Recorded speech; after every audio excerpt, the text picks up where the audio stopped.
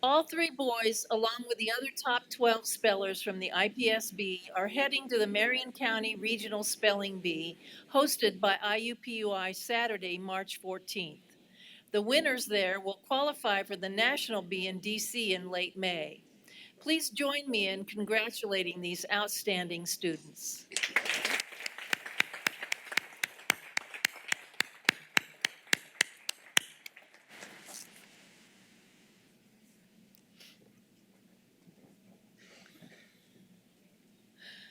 $5 a day.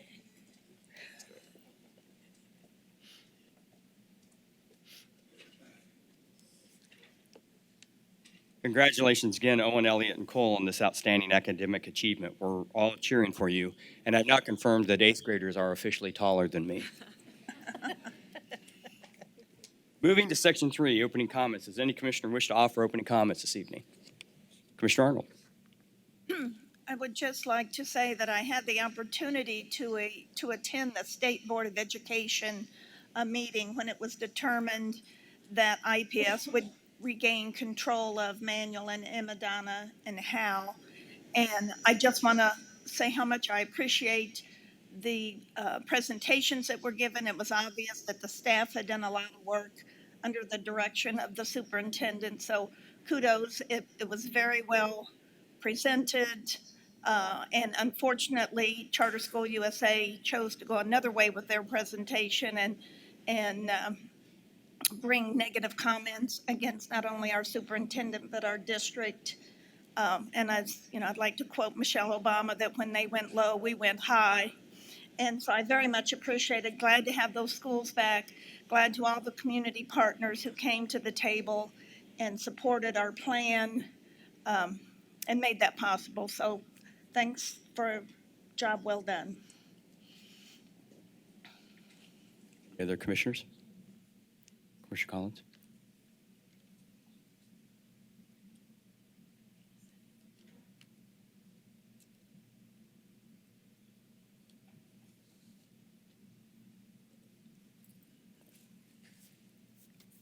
I just want to say that after listening to the details, pro and con, of the current transportation contract with First Student, I view it as a win-win for our district families as well as for our loyal employees.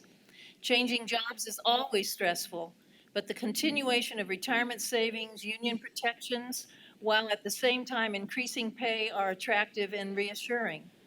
Enabling our children to enjoy a safe and timely ride to school while at the same time giving families increased assurances that all eyes are on the safety of their child seems to align with our transportation goals. I trust that all parties will continue their due diligence in finalizing this contract, keeping in mind the safety, the efficiency, and the accountability of IPS bus service for its children. Thank you. Thank you, Commissioner Collins.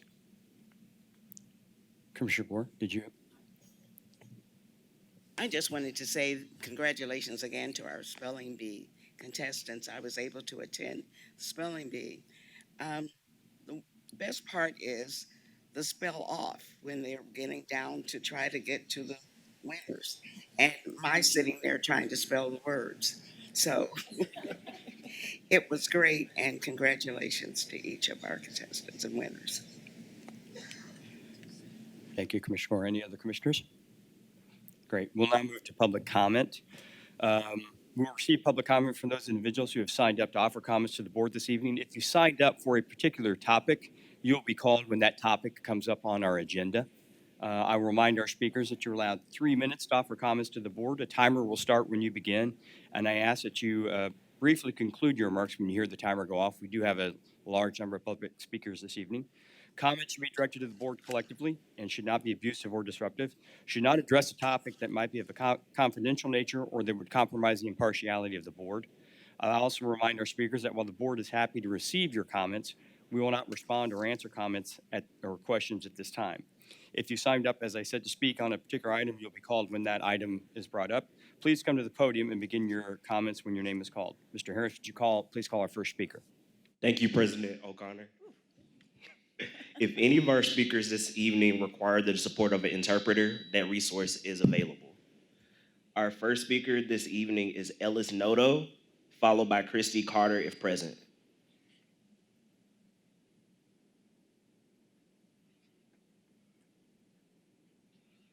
Good evening. Congratulations to the members of the spelling bee, as well as contestants. Good evening. My name is Ellis Noto. I've held many titles in my life: veteran of the armed forces, police officer here in Central Indiana, and community member right here in Indianapolis. I do believe the most important title that I've ever held is that of a student. I was in this room on Tuesday, and I heard a variety of terms. Can you hear me? This is on. Heard a variety of terms. Relationships, outsourcing, and a parent's choice. The question that I kept hearing was, will the students? I'm here tonight to ask you, members of the board, why are there so many whys? Why were we told that this is a done deal and there will be no negotiation? This is a shared responsibility. I was horrified that you as elected officials of the community should be too, to hear the phrase, "My family is worried," over and over again. I looked around the room on Tuesday only to see a community rocked by a decision that they had no voice in, and an emotionless school board looking back at them. The IPS school board has shown a lack of concern and failed to show basic respect to our community. Why are we not rating our students based on individual growth? Every person in this room is different. Every member of this board is different. Why are we using the same standard for every single school? Something else that really struck a chord with me was when I heard an IPS faculty member say, "Teaching is not my title, but this is my community. This is my community. This is their community. This is our community." We will not stand for the lack of accountability that this board has provided. The students are the why of our school, and they are the future of our society. Just like the IPS tagline, "I am proud to be public." And now it is your time to be proud to be public as well. Thank you for your time.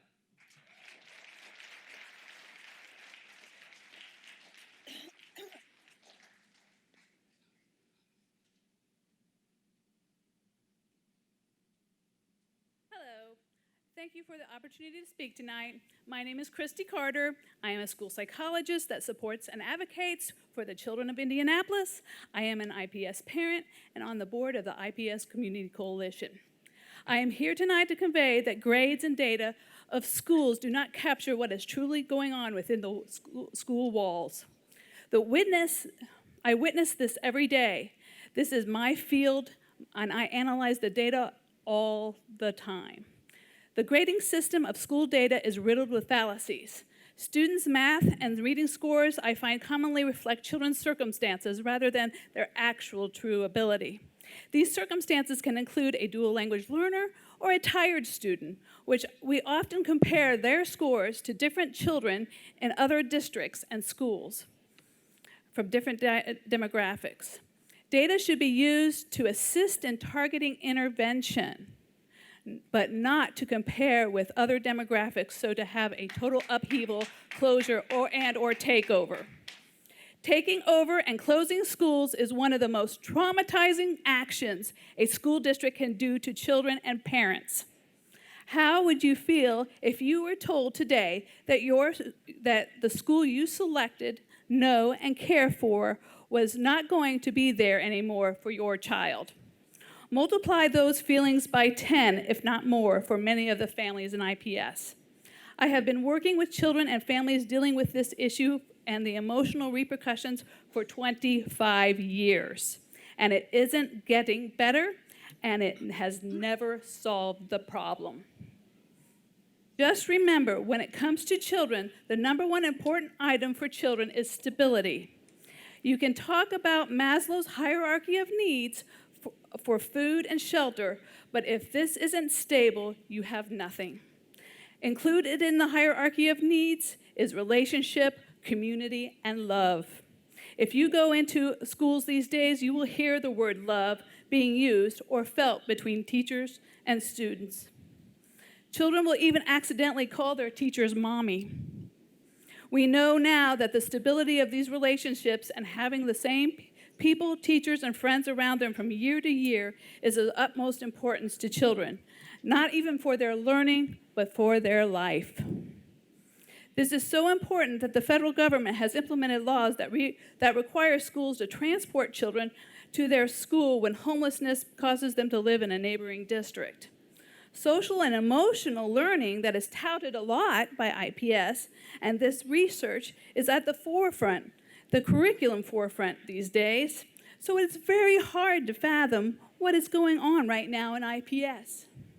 Closing and taking over schools is not supporting the emotional and physical health of children. Thank you. Schools are supposed to support, heal, love, care, and educate but not cause trauma. I ask you to think long and hard on what is happening to the children and families of these communities before you cast your vote. Thank you. Our next speaker is Raymond Batts, followed by Dominique Harris, if present.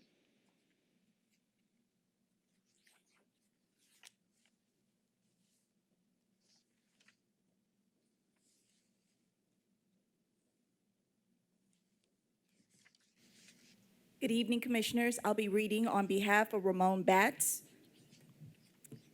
I must say that I'm a bit disappointed because I have heard the board say on numerous occasions that students within the boundaries of IPS are all our students. However, it seems this only applies to the students the district wants to include. Just a few years ago, students at John Marshall found themselves without a school on the Far East Side. Many of these students selected charter school, Lighthouse High School. When the mayor's office decided to close Lighthouse, a lot of these students chose Howe. And here we are again, up against Howe going to be closed. It was returned to IPS, and IPS has decided that they do not want Howe.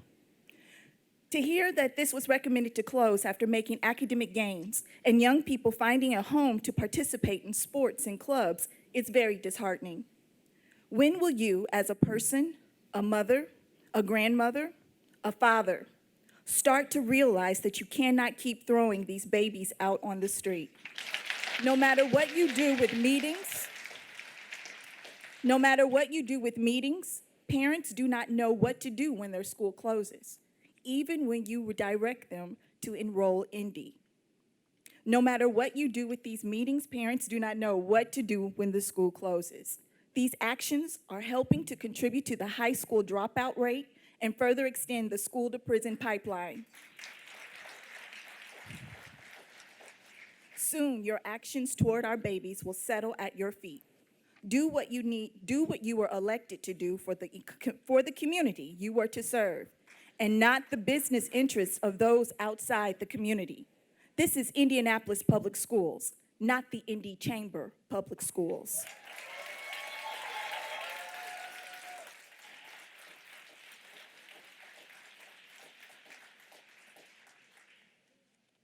Dominique Harris.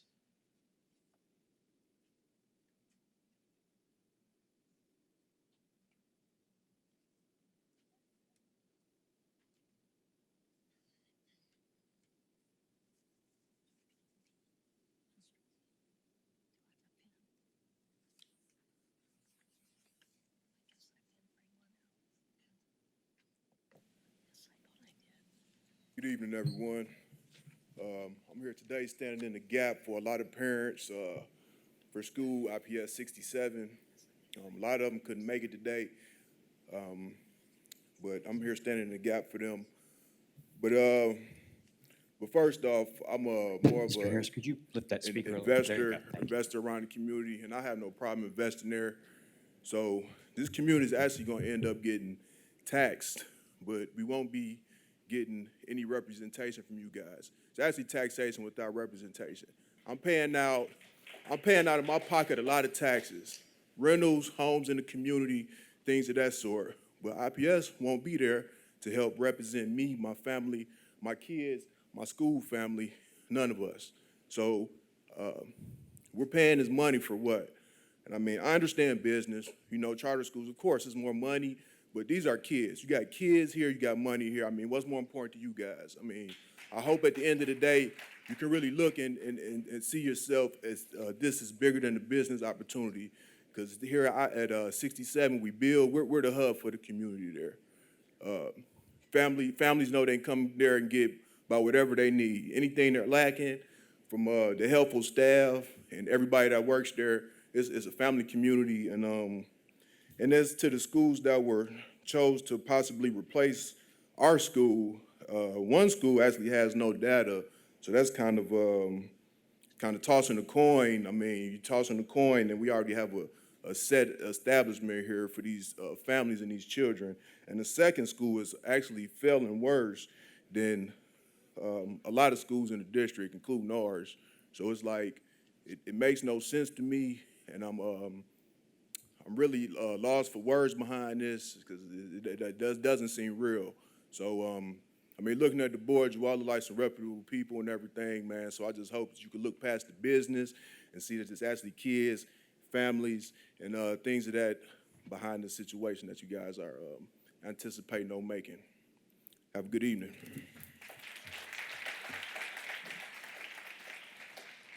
Dontonia Batts, followed by Carrie Patterson, if present.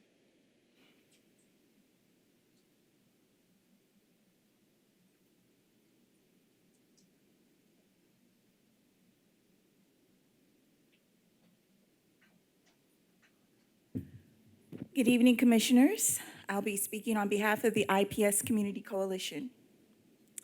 The National Family School and Community Engagement Policy Council defines family engagement as a shared responsibility in which schools and other community agencies and organizations are committed to reaching out to engage families in meaningful ways and in which families are committed to actively supporting their children's learning and development.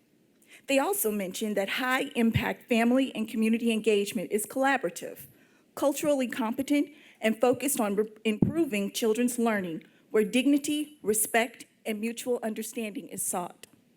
According to Thinking Maps, equity in education requires putting systems in place to ensure that every child has an equal chance for success. That requires understanding the unique challenges and barriers faced by individual students or by populations of students, and providing additional supports to help them overcome those barriers. Since 2017, we have witnessed the shuffling around of the district's most vulnerable students via school closings, charter partnerships, and restarts. We have witnessed befuddled attempts to engage families that often left them feeling disrespected, confused, and unheard. We have witnessed the outsourcing of district-to-parent communications that felt more like exploitation than engagement, because information is often presented as if the parents have no power or voice. The portfolio management team's handling of family engagement with parents of School 48 and School 67 is not the way we have seen the district handle family engagement with other schools and other parents. In the past, we have witnessed the district sit down with parent groups to have a discussion instead of a presentation to address parent concerns. And we have witnessed immediate action to address those concerns. The parents at School 48 and School 67 deserve the same opportunity for conversation and action. These parents deserve to know why the district data used to justify restarting their schools is different than the school's data. Particularly at School 67, these parents deserve to know why restart is the only option for this school when they are no longer on the state's list for takeover.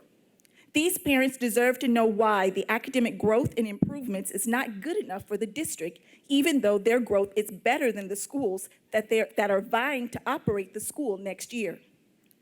A district that champions racial equity and uses data to make decisions should be equitable in how it evaluates its schools and treats its parents regardless of SQR results.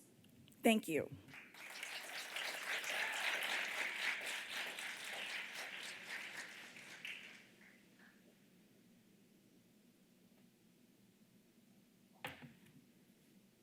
Good evening, and thank you for having me. My name is Carrie Patterson. I'm president of the Indianapolis Teachers Society, a teacher, a parent, and a taxpayer here in the district. I wanted to address a few different concerns this evening. First and foremost is our insurance premium costs.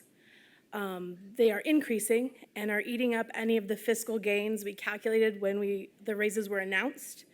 So if it was another $1,000 this year, and I'm gonna have to pay another $1,000 next year plus 7.9% or more, we don't know, that cost is fluctuating. It states in our current 2-year contract that IPS contribution will not increase, it'll stay the same, but mine will keep going up. Do our instructional assistants and bus drivers who told us yesterday, or on Tuesday, are overwhelmingly breadwinning women, do they have that extra $2,000 and change? No, I don't. Whether you're making $9.75 an hour or $40 an hour, we need to be responsible for the people under our umbrella when it comes to insurance costs. And maybe I'm simply needing an education on that, so if you'd allow me to be on the committee to bargain insurance, maybe I would learn a lot.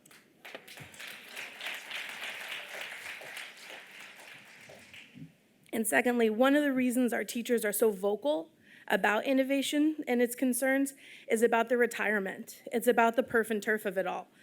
They want to know if it's going to be paid into, and most innovation schools don't. So that's another breach, it seems, of the contract that's already been bargained. So that feels unfair. And once their homeschool is disrupted, there's no longer a guarantee that there's no longer guarantees. Teachers will have to choose between staying in a building they know, but there are those huge uncertainties for compensation and benefits. When all they ever wanted was the monetary resources that allows for additional SPED assistants or ESL teachers and aides and sensory rooms, maybe even for curriculum. Funds that would ensure students have teachers for a full calendar year and not a rotation of subs. Can we please stack the deck in their favor?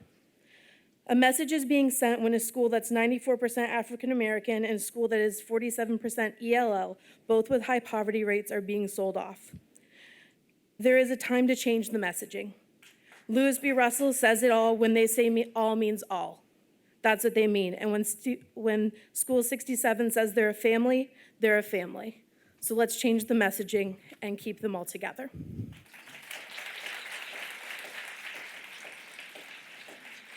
Elia McGraw, followed by Robin Claiborne, if present.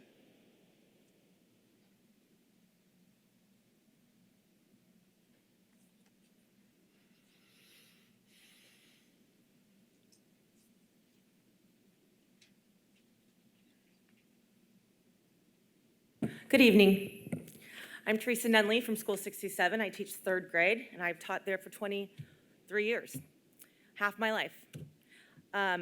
The parent meeting that we had at our school on Wednesday, on Wednesday, had 11 representatives and 9 parents, and this flyer was given out. Parents questioned the information that was given to them. While the data presented was true, the data was not reflective of the changes in the decreased scores that occurred throughout the state of Indiana and within the IPS district. When comparing Stephen Foster to other schools within IPS, including innovation schools and other schools that had a school quality review by the IPS team, the data shows that Stephen Foster iLearn proficiency was higher than 3 innovation schools and other IPS SQR elementaries. With the change from iStep to iLearn with the change from iStep to iLearn last year, state proficiency went down by 16.5%. IPS went down 15.9%, and Stephen Foster only decreased by 13.3%, showing that Stephen Foster was not as affected by the test change as the rest of the state or district. Stephen Foster even had the smallest decrease between the iStep 2018 and iLearn 2019, compared to the other SQR schools and the 3 innovation schools. IPS is giving our parents data that only spoke to our fall 2018 and fall 2019 data. Fall data is baseline data. We cannot control who walks into the doors in the fall. What we can control is the growth and proficiency that our students make from fall to winter and winter to spring. Currently, our students are on track to meet the growth goals set forth on our school improvement plan while increasing our proficiency. Thank you.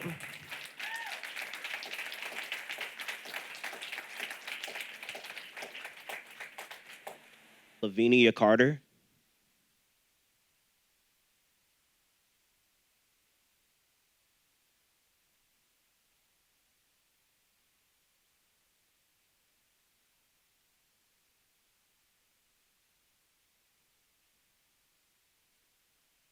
My name is Vivian Carter.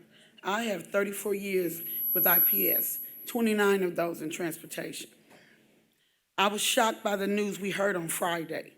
I was with my coworkers when we were told the news. You could feel the heartbreak and the fear in the room.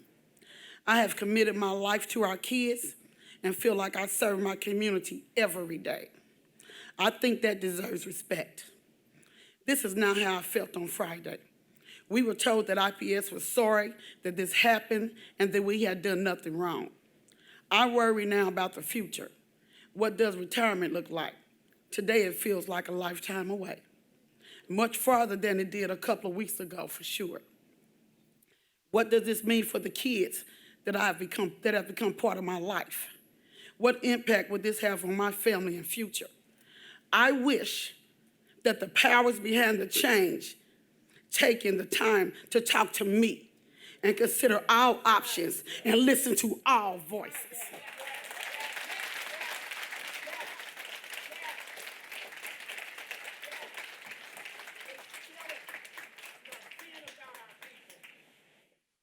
Elliot McGraw. That concludes general public comment. President O'Connor. Thank you. Yeah, I said earlier at the beginning of the meeting, if you signed up on a particular topic, when we get to that topic, we'll call the people that have signed up for that. We'll get to everybody, I promise. Having received the first set of public comments from the board and public, will now proceed to the consent agenda. The items included on the consent agenda were reviewed at our agenda review session on Tuesday and reflect all necessary modifications. Are there any questions or requests to remove an item from the consent agenda? Do I have a motion to approve the consent agenda as presented? Second. Been moved and seconded. Any comments? All in favor signify by saying aye. Aye. Any opposed? The motion carries. We have two items in board reports this evening. First, item 5.01 includes board appointments for 2020, including appointments to the audit and finance committees. They are posted on our boardable. One of the notes I wanted to make with regards to our finance committee and our audit committee is we have a few open spots available. We are hoping to add some diversity to our finance committee and to our audit committee. We would, if you are interested in serving on those committees, I'd suggest you talk to Mr. Weston Young. Weston, raise your hand. You can get him through the IPS website. But just to run through, for purposes of everybody, our finance committee appointments are Commissioner Rita Moore and Commissioner Taria Slack. IPS Education Foundation Commissioner appointment is Diane Arnold. Council of Great City Schools appointment is Commissioner Elizabeth Gore. Indiana School Board Association is Secretary Susan Collins. Audit Committee is Vice President Evan Hawkins. And National School Board Association is Commissioner Elizabeth Gore. Any questions? Do I have a motion to approve the appointments as presented? So moved. Second. Been moved and seconded. All those in favor signify by saying aye. Aye. Aye. Any opposed? The motion carries.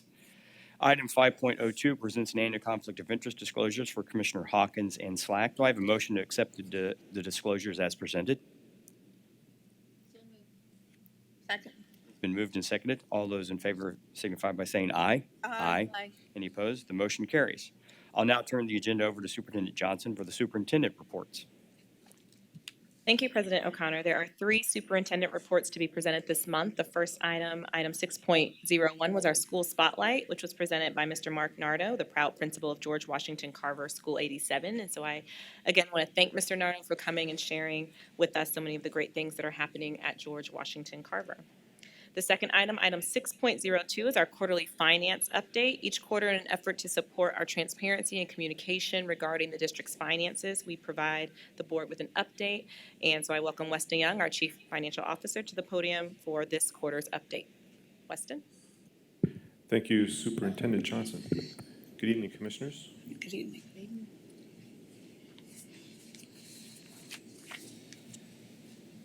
Tonight, we're going to review the financial activity for the first 6 months of the school year 1920. The objectives, review the board appropriated funds, the revenues and expenditures, the cash flows, look at the cash balances that exist at 12/31/2019, look at the historical trend performance of our supplier diversity initiative within procurement, and also provide some context on the 1920 updates on our budget and also as we plan for the 2021 budgets. Want to highlight a couple items that and point people to the website that we have at myips.org. On the finance page, you'll find a number of reports to learn more about the district and its finances. Most recently, we updated the site with the new finalized audited financial statements for the school year 18-19. One item I want to note there is that out of all 300 districts in the state of Indiana, IPS is the quickest and the most timely in its audit finalization. And so I just want to make sure that people know that is the case. Finance committee materials reviewed in December are also posted, and then also the investment report for 2019 that reported to the Marion County Board of Finance just this week is also posted as well.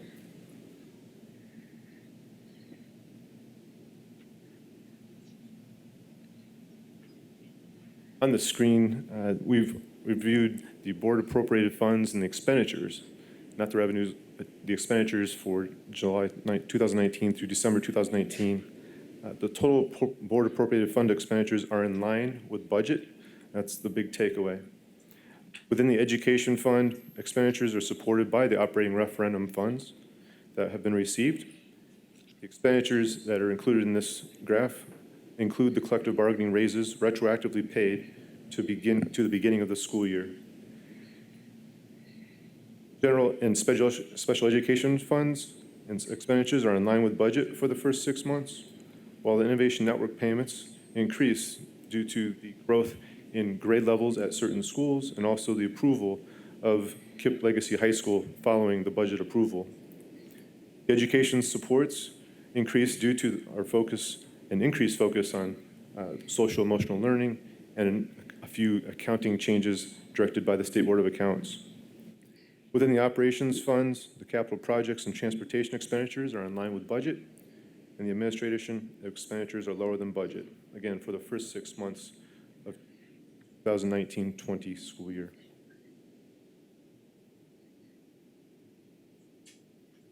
The next slide is my attempt to show the net cash flow for all of the funds, budget in prior year. The operating referendum proceeds are closing the gap on the structural deficit of prior years, which has allowed the continuation of strategic compensation and benefits investments since 2015 at a time when state funding has shifted significantly. The operating net cash flow is above budget due to receiving a stronger enrollment than anticipated, stronger property tax revenues than anticipated, and also one-time revenues received from the sale of 2 properties, one being the John Hope School and also 1820 North Meridian. The education fund enrollment increased year over year and was greater than budgeted, and along with the tuition support increased year over year and was greater than budgeted. In the operations fund, again, reviewed the property tax revenues increased and the one-time sales. One thing I want to point your attention to, if you can, on your screens, I'm sorry, the bigger screen is not available. What you'll note in the 2019 actual for 6 months last year, so the first column on the left, you'll note there at the very bottom, the subtotal of the operating funds, the education, operations, and referendum fund. In 2019, there was no referendum proceed. With education fund and operations fund, net cash flow was about a $16 million deficit in that first 6 months of last school year. This year, with the addition of, again, revenue shifts, enrollment, one-time revenues, and also the referendum proceeds, you'll see with the investments made and the additional revenue, The 6-month experience right now is at $8.8 million to the positive. We want to point that out, the impact of what the operating referendum proceeds have had on the district. Individually, within the education fund, this is the fund that used to be the general fund. Again, the stronger enrollment and stronger tuition support have increased the revenues more than what was budgeted and also more than what was received last year. But what you'll see is that the revenues are greater than expenditures, and that's by design. This is how we're going to start talking about the administrative operations transfer. And if you remember the budget process, there's an approval that the board had to transfer dollars to the operations fund to fund positions and basically the operations deficit in that fund.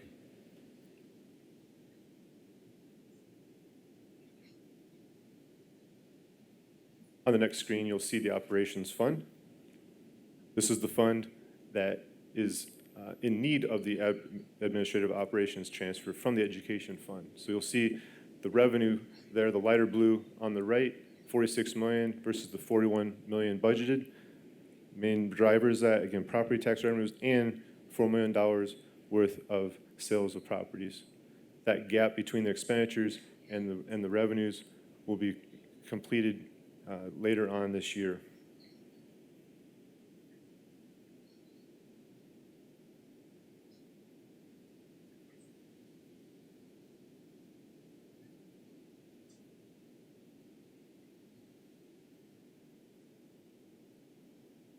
There. Next fund of the three is the operating referendum fund. You'll see that on the left-hand side, no revenues received, no expenditures booked to that operating referendum fund. You'll see that for the first 6 months, we received just under $15 million of revenue, expended that towards the salary compensation and benefits for teachers.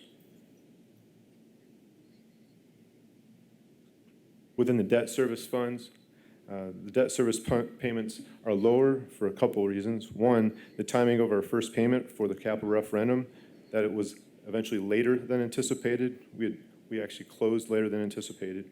And also two, the impact of our refunding that we finalized in April 2019, where we refinanced $100 million of bonds, which saved taxpayers $10 million over the life of the issuance.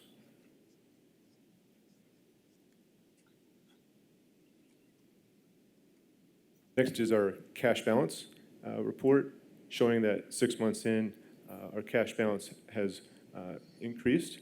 We have the stabilizing effect of the operating referendum funds and also the influx of GEO bonds in 2018.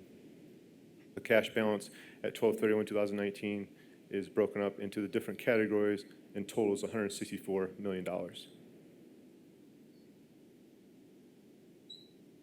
The next slide is a review of our projected cash flow. So what all the dollars, all the numbers previously were the 6 months year to date, July through December. This is our attempt with our team to project out what the 6/30/2020 balances will be in each of the respective funds.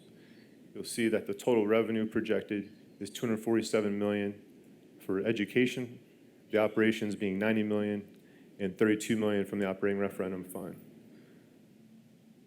We note the administrative transfer, which is the key point I'm trying to drive home on this page, is that at some point, the operations fund, because it's running at a deficit, needs that education transfer. And the state has a threshold of 15% of the revenues received in the education fund that they monitor every school district in the state.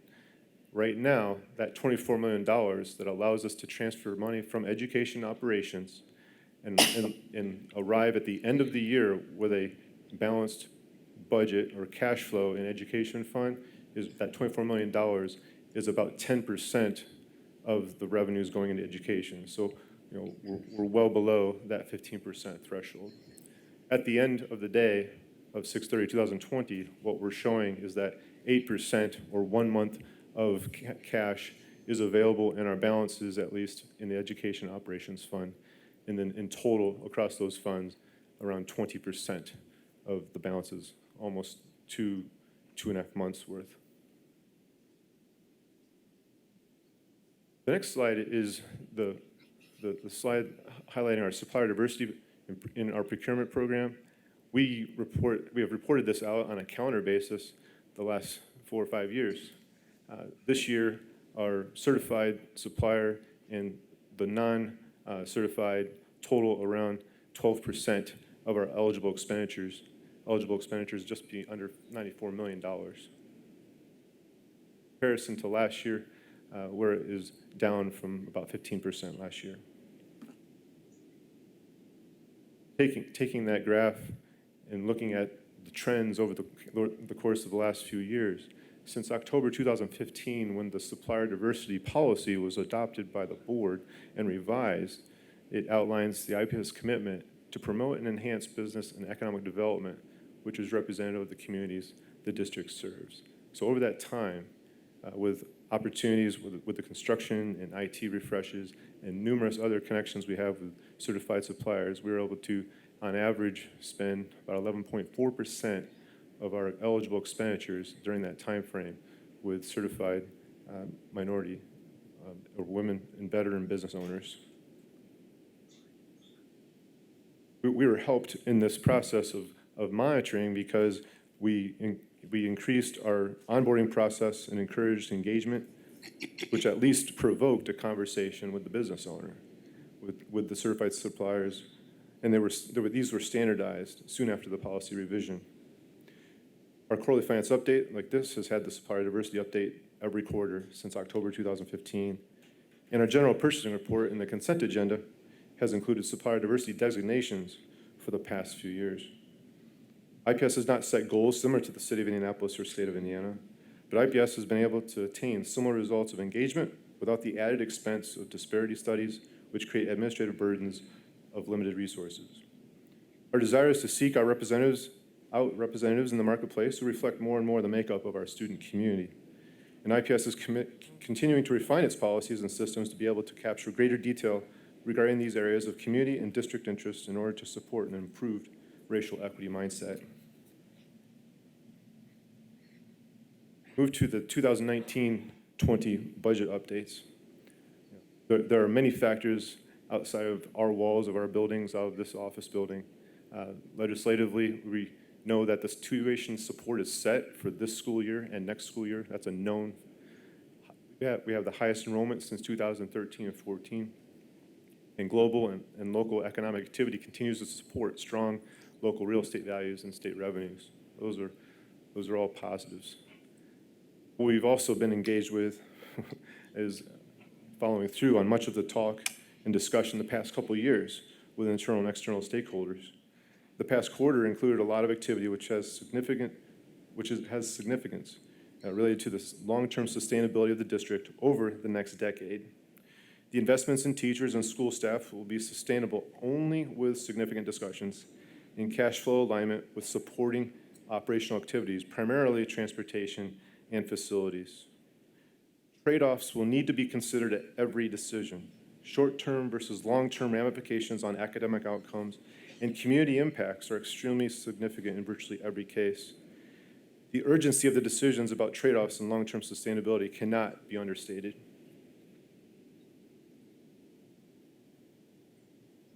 When we look at 2021,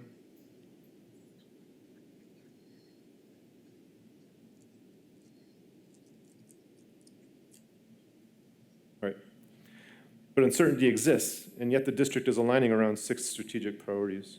And in the coming budget planning cycle, trade-offs will need to be considered to begin laying the groundwork for sustaining the pursuit of the strategic priorities. Some of the questions.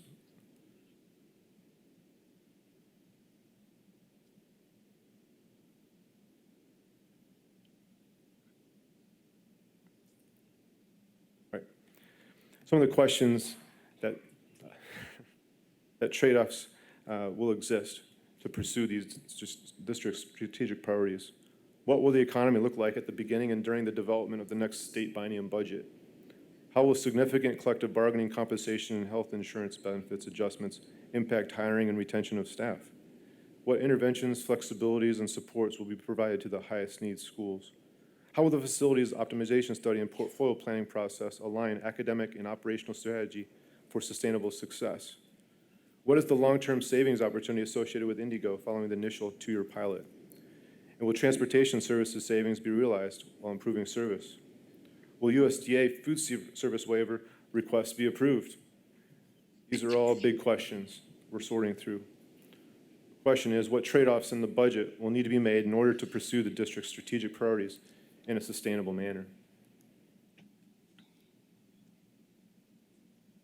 And next slide highlights the timeline that we've been on since November in rolling out our budget planning cycle for 2021.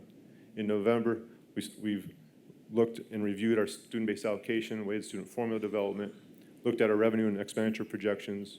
In December, we had a policy in front of the board and was approved. We also highlighted in October with our quarterly finance update, our property tax revenue from policy analytics. And then in January, we've rolled out the school-based budgets.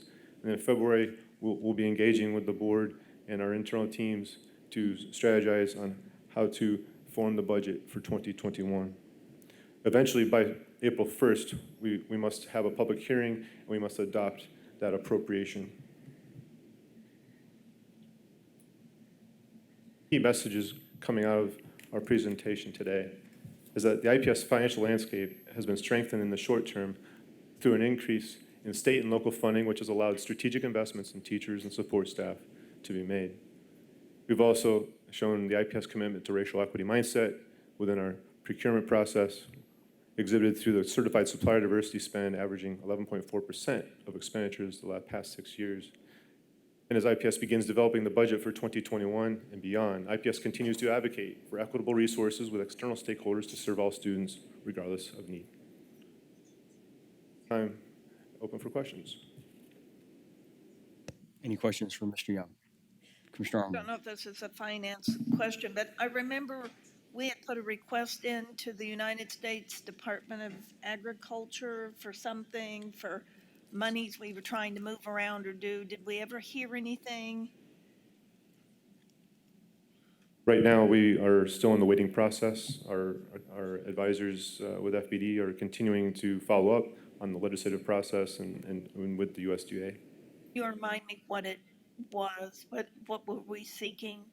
We were requesting $8 million of the school lunch fund to be made available and flexible to transfer out of the school lunch fund and into the education fund. So that surplus is there, that has built up. It has continued to be there. It's restricted right now until we get permission from the United States Department of Agriculture to make it unrestricted.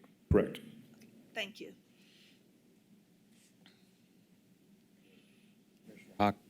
Vice President Hawkins. Thank you. Weston, appreciate the presentation as always. And you and your team stewardship is impeccable. And through 6 months, I'm encouraged by our position in the moment. I know that there's quite a few moving parts, but I think, that's good news. But also I know that, I think past few months, there has always been a slide that reflected that curve. And I think you've talked about sort of those difficult decisions that have to be made. And, we think about the referendum that passed, and we're incredibly grateful for that. That $252 million capital and operating assumed some difficult decisions on the bottom side of the ledger. And so I just want to acknowledge that we can't lose sight of that. And I know that that's what we're talking about now. But I just want to acknowledge and appreciate the fact that you and your team keep us floating, keeping that curve up as high as you can along this road here. But just want to acknowledge that this is the difficult work and decisions that this board and this administration, this community will need to make moving forward. So just want to acknowledge that. Weston, one question on, did you have a question? I'm sorry. Oh, go ahead, Commissioner Slack. I'm sorry. I have a quick question on slide 10, just from looking at the slide and then understanding how the referendum dollars work. When the money gets deposited into the operating referendum fund and then we transfer it out to the other funds, or is that just sort of for a visual to see where that money's coming from? It is received into the operating referendum fund, and then the expenses are booked against that fund. So it is actually paid out of the operating referendum fund.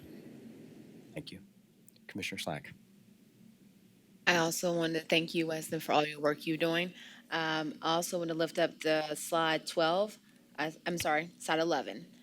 I think it's important that we continue to push forward and making sure we have minorities and we represent mostly minorities. So we need to make sure that we're doing the most we can to recognize those suppliers and seeking them out. I think that's one of your key messages that you had in there too. So especially since we're a racial equity mindset, we need to make sure that's a focus for us. Other than that, I really appreciate your work and your time. Commissioner Hawkins.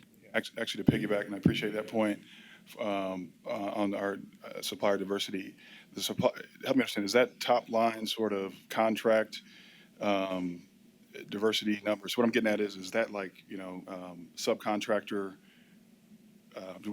let me ask differently. What is the composition of how we get to the percentage of representation from our supplier diversity standpoint? Is that direct contract? Is that subcontractors? Like the formula? I guess. Good question. When we talk about the systems and processes in place, right now we are, I believe, doing a great job at capturing tier one, which would be if a person is paid out of IPS, and that's the vendor that the check is being paid to, our system captures that. Now, in our documentation, we do have, hey, think about the subcontracting port, that tier two. We have it in paper form. We have not made it to the point of getting that in a form where we can report on it consistently. And so that's the opportunity going forward, is to invest some time and energy in that and start highlighting how a subcontractor that is not certified minority is strategically aligning themselves with certified. So that's something that we've brought on a procurement consultant, driving strategic sourcing decisions for the district. And as we work on those types of policies and procedures and get into the weeds on details on that, I believe you'll see something happen here in the next 12 to 18 months. It takes time, though, to develop those metrics. Weston, I want to make another pitch. We appointed Commissioner Moore and reappointed Commissioner Slack to the Finance Committee. You might want to invite everyone in attendance tonight. When is your next Finance Committee? It is not on the schedule yet. Wow. We'll make sure we be get that making that published and advertised, and hope everybody takes a chance to come and get a deep dive into IPS finances. Any more questions? Thank you. Thank you, Weston. The third item, item 6.03, is a presentation to the board on the findings of our school quality review process. That will be presented by Jamie Vanderwaalle, Chief Portfolio Officer, and members of our school supervision team. Troy Nolan Watkins, Executive Director of Schools for the K-8 Learning Community. Mary Seifert, Executive Director for the K-6 Learning Community.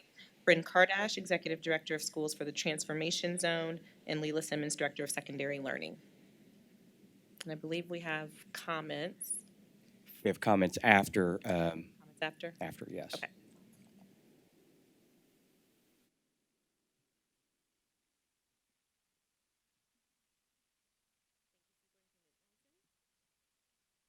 Good evening, Board of Commissioners. Is the audio okay?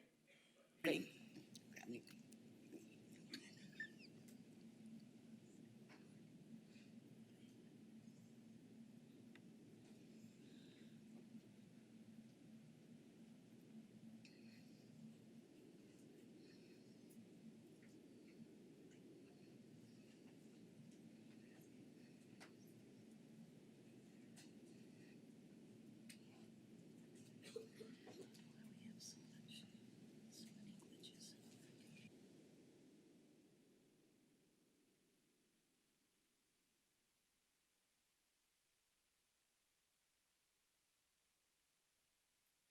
We're in business. Thank you.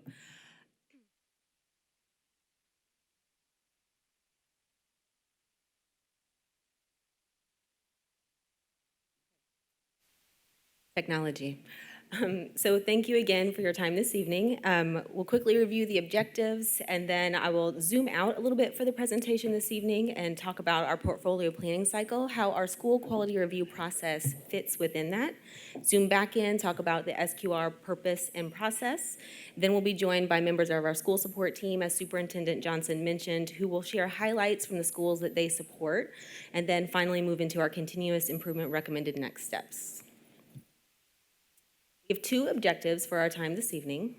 The first is to review the school quality review process as it relates to a continual cycle of improvement for all of our district schools, and then update the IPS Board of Commissioners on the SQR highlights at individual schools and recommendations for next steps.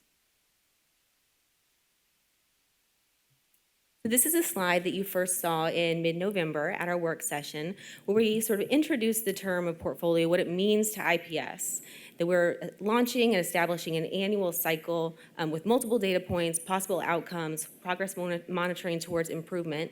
We highlighted at that time that we already have several components of this portfolio planning cycle in process at IPS today. Our school quality review process and site visits are one of those components. We've been doing that now for 3 years. If we think about the cycle and where it fits in, it's right sort of at 12 o'clock at the lightest blue box at the top.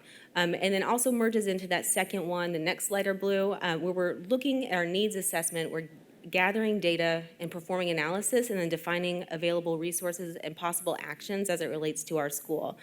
So this is part of our overall school improvement strategy and our continuous improvement cycle, and we just want to take a minute to highlight where SQR fits in. We do all of this so that we can drive towards our IPS board vision, our organizational vision. IPS is a family of excellent public schools in which every student has the opportunity to succeed and the power to create their own future. When it comes to the school quality review process specifically, it's just one piece of that overall cycle where we gather data, assess the needs of individual schools, and then make recommendations for improvement.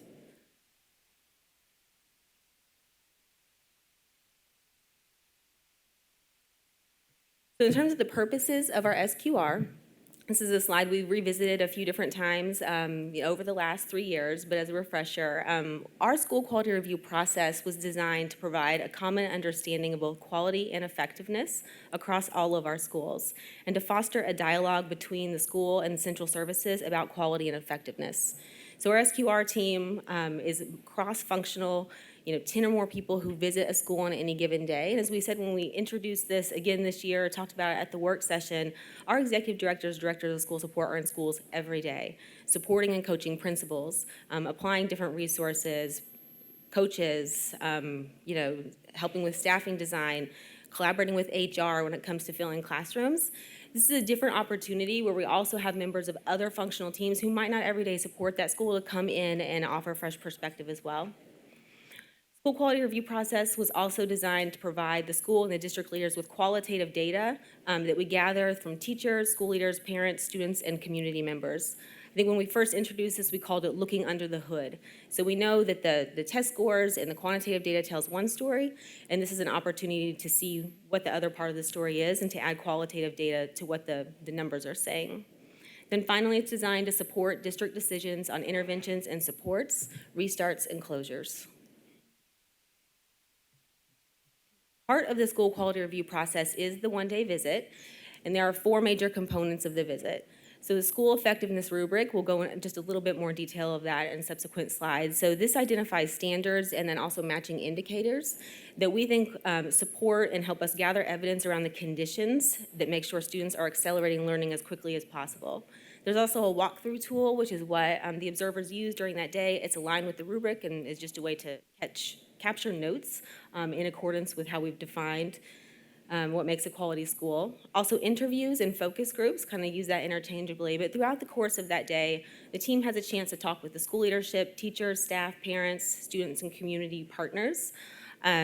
We target 5 to 7 folks for each focus group. I think that's sort of the best way to have the conversation. And so on any given school review day, we're speaking with an average of about 25 constituents for the school.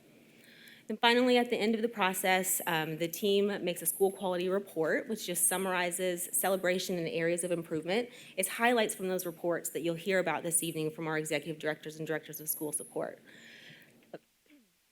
Copy then is provided to the school leadership, and they'll share that with their staff and with their community.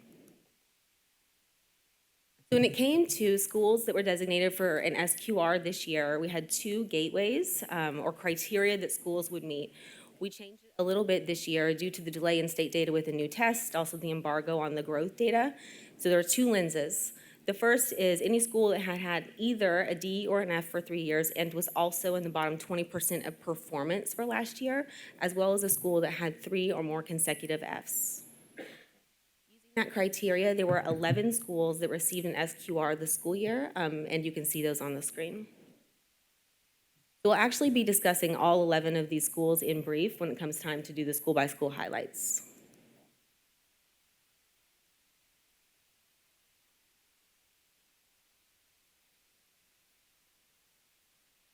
So very high-level process overview. In November, mid-November at the work session is when we first named the schools that would receive an SQR this fall.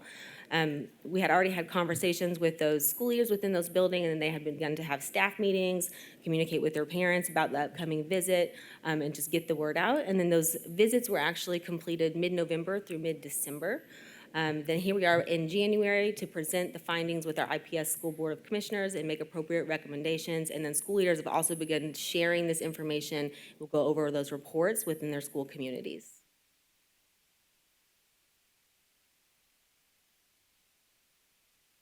So I'm going to take a minute to just quickly go over some elements of the rubric before our executive directors of school support come up and talk about their individual schools. Lots of words on the slide here, but what to know is there are 4 standards that we're looking at.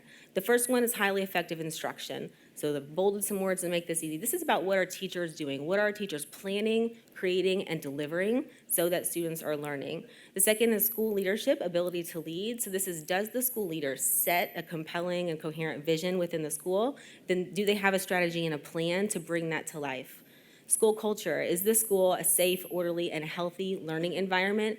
And is it one where there's a culture for learning and high expectations for everyone within the building? Then finally, stakeholder engagement. Is there open communication with parents and families, and do they have a role in the decision-making process at the school? And then finally, does the school reflect and embrace the diversity of all those that it serves?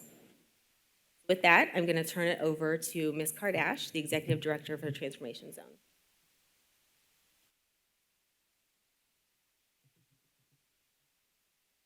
Good evening. I am here tonight to highlight areas of strength for each of the Transformation Zone schools that received an SQR. First, for Ralph Waldo Emerson, indicator 4.2, the culture of the school reflects and embraces students, staff, and community diversity. James Whitcomb Riley, School 43, indicator 2.1, school leadership uses data to establish a coherent vision that is understood and supported by the entire school community.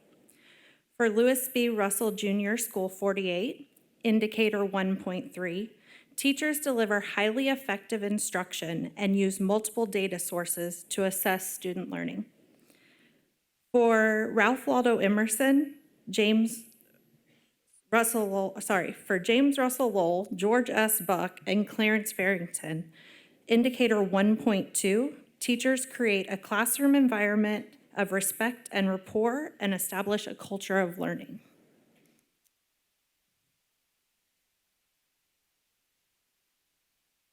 Next, I will highlight areas of growth for each of the schools. For Ralph Waldo Emerson, indicator 1.3, teachers deliver highly effective instruction and use multiple data sources to assess student learning.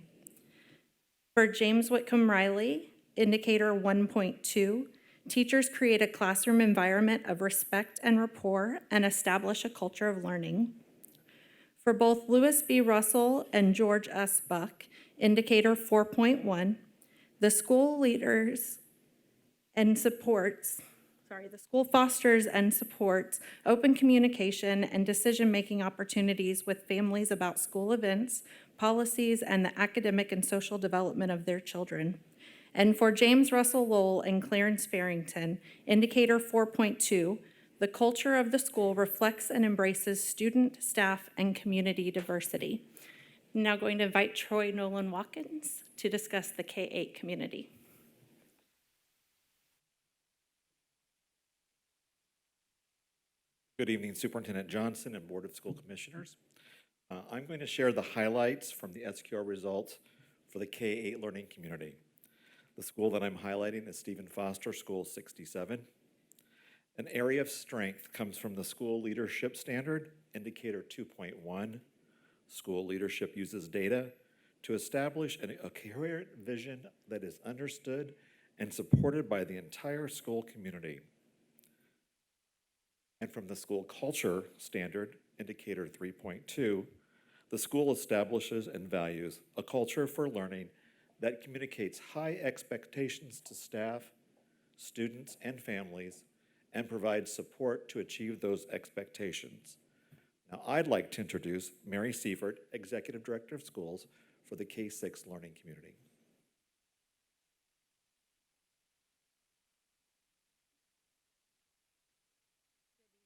Superintendent Johnson and Board of Commissioners.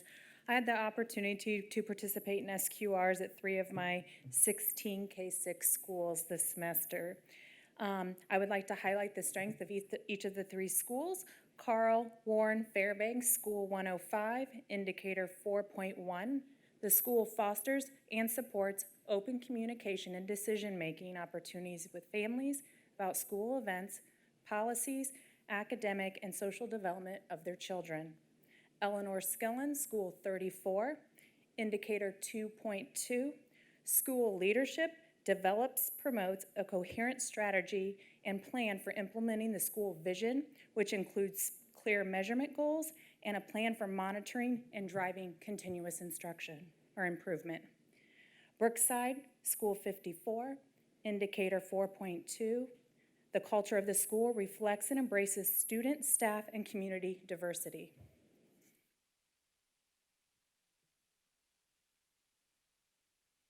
With these SQR schools, we've highlighted also areas of opportunity. Indicator 1.3, teachers deliver highly effective instruction, use multiple data sources to assess student learning. That was an area of opportunity for Charles Warren Fairbanks School 105. At Eleanor Skillen, in indicator 4.2, the culture of the school reflects and embraces student, staff, and community diversity. Brookside School 54, indicator 2.1, school leadership uses data to establish a coherent vision that is understood and supported by the entire school community. At this time, I would like to take the opportunity to introduce Leila Simmons, Director of Secondary, to talk about the secondary schools. Good evening, Superintendent Johnson and members of the board. In the middle school learning community, we did an SQR at Harshman Middle School. The main area of strength that we identified there is indicator 3.1. The school community provides a safe, orderly, and healthy learning environment for students, families, and staff. The area of growth we identified and will be working toward is indicator 1.3, teachers delivering highly effective instruction and using multiple data sources to assess student learning. At this time, we'll pass it back to Ms. Vandewally.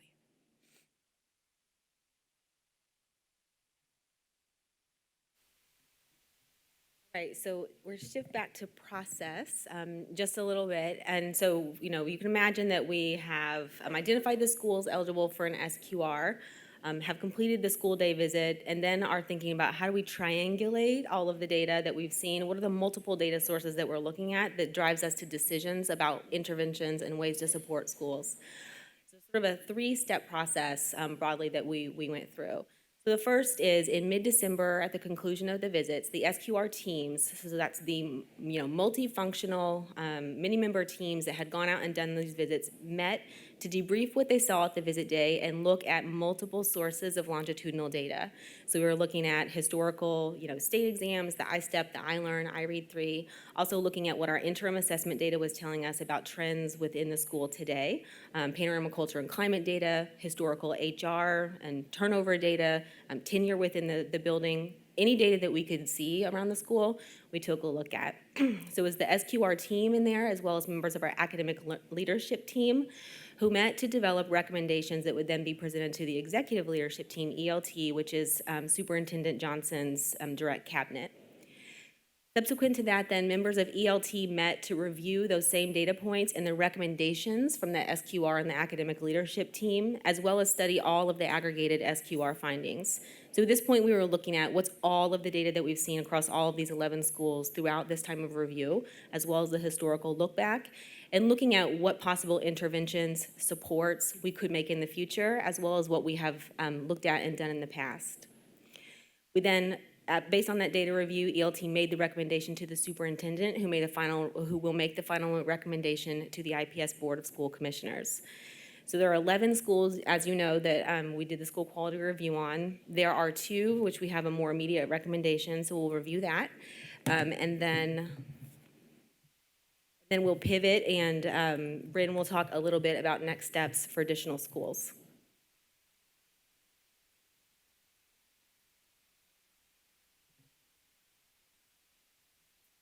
So IPS leadership is recommending the following 2 schools for Innovation Restart for the 2020-2021 school year. So that's next school year. Those 2 schools are Lewis B. Russell, School 48, and Stephen Foster, School 67. And I want to take just a few minutes to talk through what led the team to these recommendations today. So Lewis B. Russell, School 48, has made incremental positive progress over the course of the last 3 years under the leadership of Principal Arthur Hinton. We are proud of and admire the persistent and strategic work of his leadership team, the teachers at the school, and Bryn Kurdash, the Executive Director of Schools for the Transformation Zone.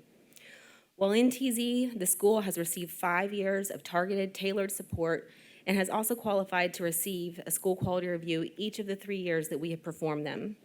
Even with the progress made, the school has been evaluated as an F based on student performance on state assessments for 6 consecutive years now. Again, we recognize and we celebrate the progress that has been made at the school, but ultimately, given the extended time and the bottom tier performance, we felt that an innovation restart with a partner who can build on and accelerate the progress that has been made was warranted at this time. In regards to Stephen Foster, School 67, the school has had 3 years of declining proficiency and growth as measured on the state tests. Unfortunately, in the last 3 years, student performance has led to the school receiving a failing grade in each of those 3 years. According to NWEA, that's our interim assessment that we use district-wide, only 13% and 14% of students are performing on grade level in math and reading respectively, which is significantly below the district average. Additionally, on the Panorama Culture and Climate Survey, which was instituted last year for the first time, the school is below the district average on every measure across student, staff, and family responses. As you heard Tuesday night, and I know you will hear again tonight, teachers, staff, and parents are extremely passionate about their students and want to see them succeed. There are undoubtedly bright spots, and the gains that students have made can and should be celebrated. However, when our team took into account and considered the level of change that would be needed to continue to accelerate student achievement, we believe an innovation restart is the tool that we should leverage at this time. In regards to next steps then for the other schools, Bryn is going to talk about our action planning that's going to be taking place. So as a continuation of support for schools, action plans are being created. These plans are aligned to the school improvement plans and are addressing specific SQR feedback. The goal is to provide strategic system support by identifying short-term supports to provide the targeted IPS schools for the remainder of this year by each academic department. This includes our HR and finance teams. We will also be working to confirm a definition of a high-need school and discuss full range of options to support schools with this designation in future years. This is just a timeline of what we have done so far and where we will be going. School supervisors have met with leaders to review the reports. Principals have shared the same information you are getting tonight with their school staff. They will go further in depth with sharing the findings from the reports. Tonight, we are sharing information with you, and in February, the information will be shared with the school community.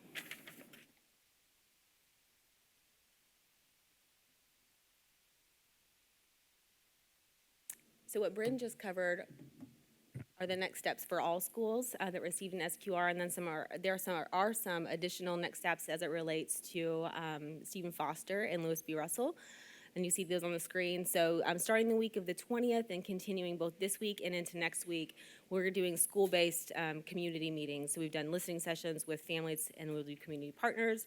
And then next week we'll start what we call conversations with the applicant, which is where a prospective innovation partner will come and dialogue with families and with surrounding community members. Then in February, we'll return to the board to request formal approval to continue in the process. Pending that, then, if granted, the March action session is when we propose bringing an innovation agreement for the schools. So with that, we are happy to answer any questions that you may have.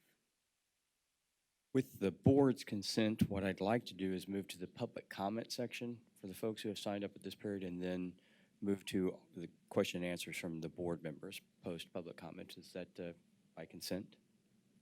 Perfect, okay. So we will not receive public comment from those individuals who have signed up to offer comments regarding the SQR and the two specific schools for restart. I will remind our speakers that you're allowed 3 minutes to offer comments to the board. Tonight, because of the audio-visual issues we have, you won't see the timer on the screen, but I believe you've got a timer in the back there. The timer will start when you begin, and I ask that you briefly conclude your remarks when you hear the timer go off, and I believe you have the list. Our first speaker for item 0603 is Bonita Artis, followed by Angela Fancher, if present. Bonita Artis, followed by Angela Fancher.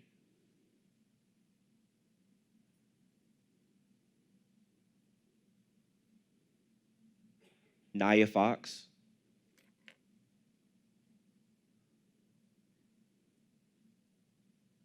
Carly Stevenson.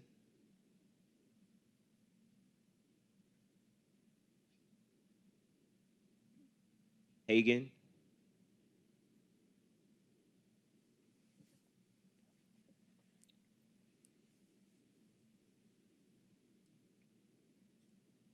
Good evening. Keith Hagan. I'm here representing School 48. My daughter, Maeve Hagan, is there in pre-K. She adores it. Her pre-K teacher, Mrs. Beast, could be talking sometime after me. Voice. Well, maybe I'll just yell at you. I know, there's something wrong with my voice. Will do.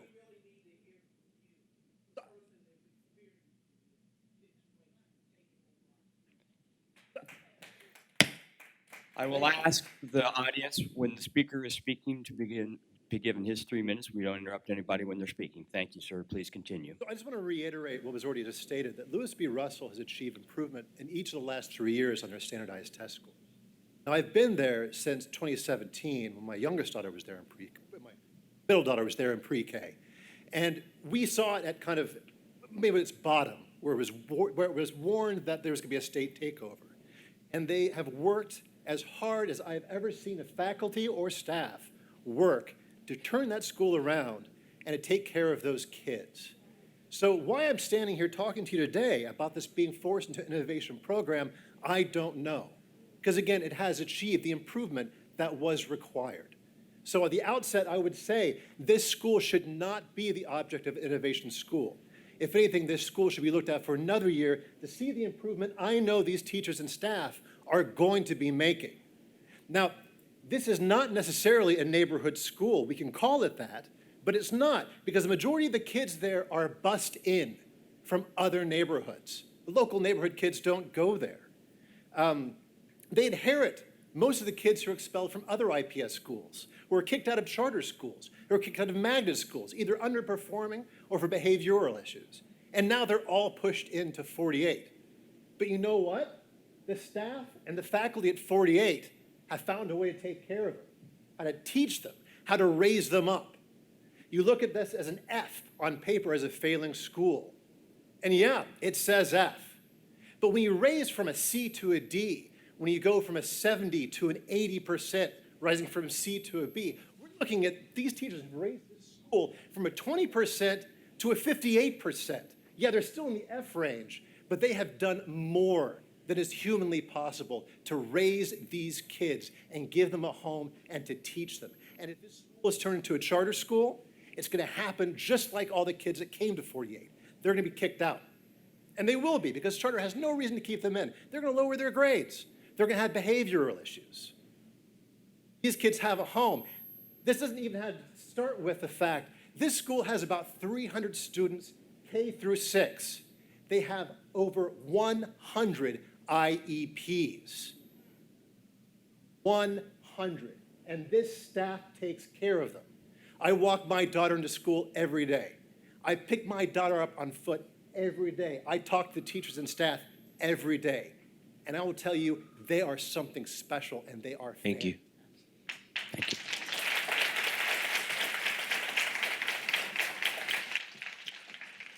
Christina Smith, followed by Arthur Hinton.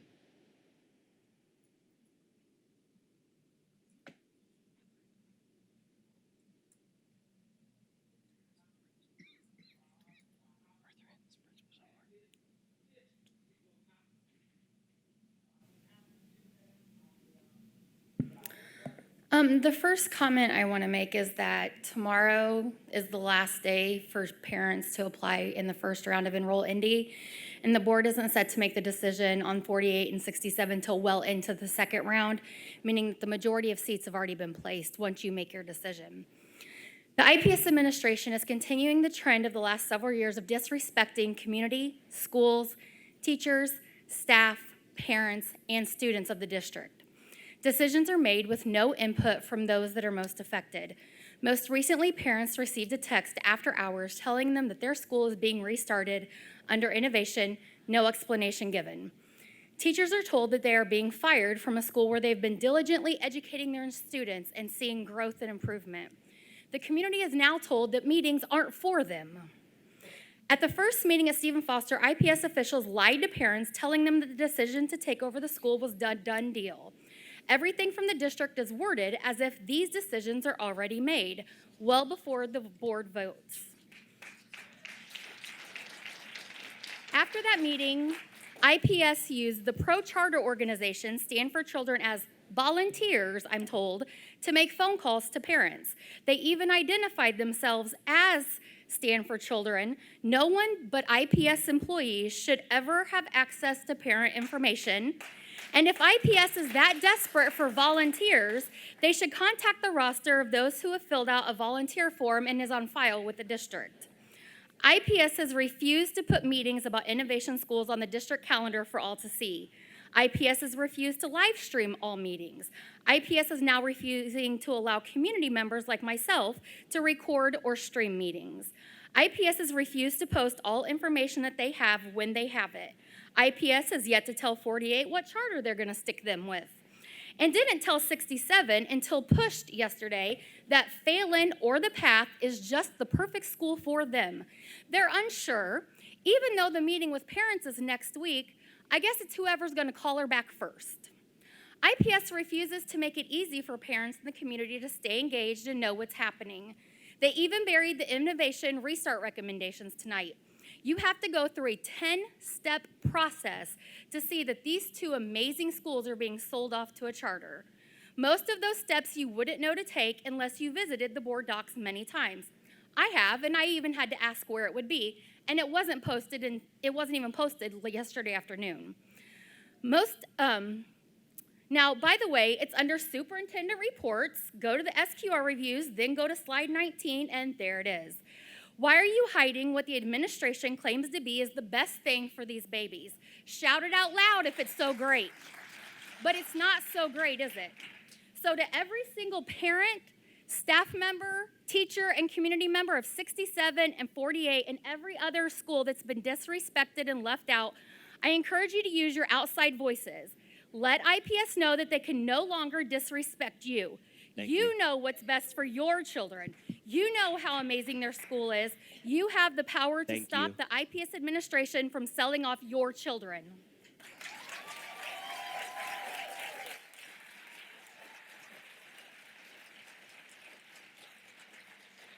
Arthur Hinton.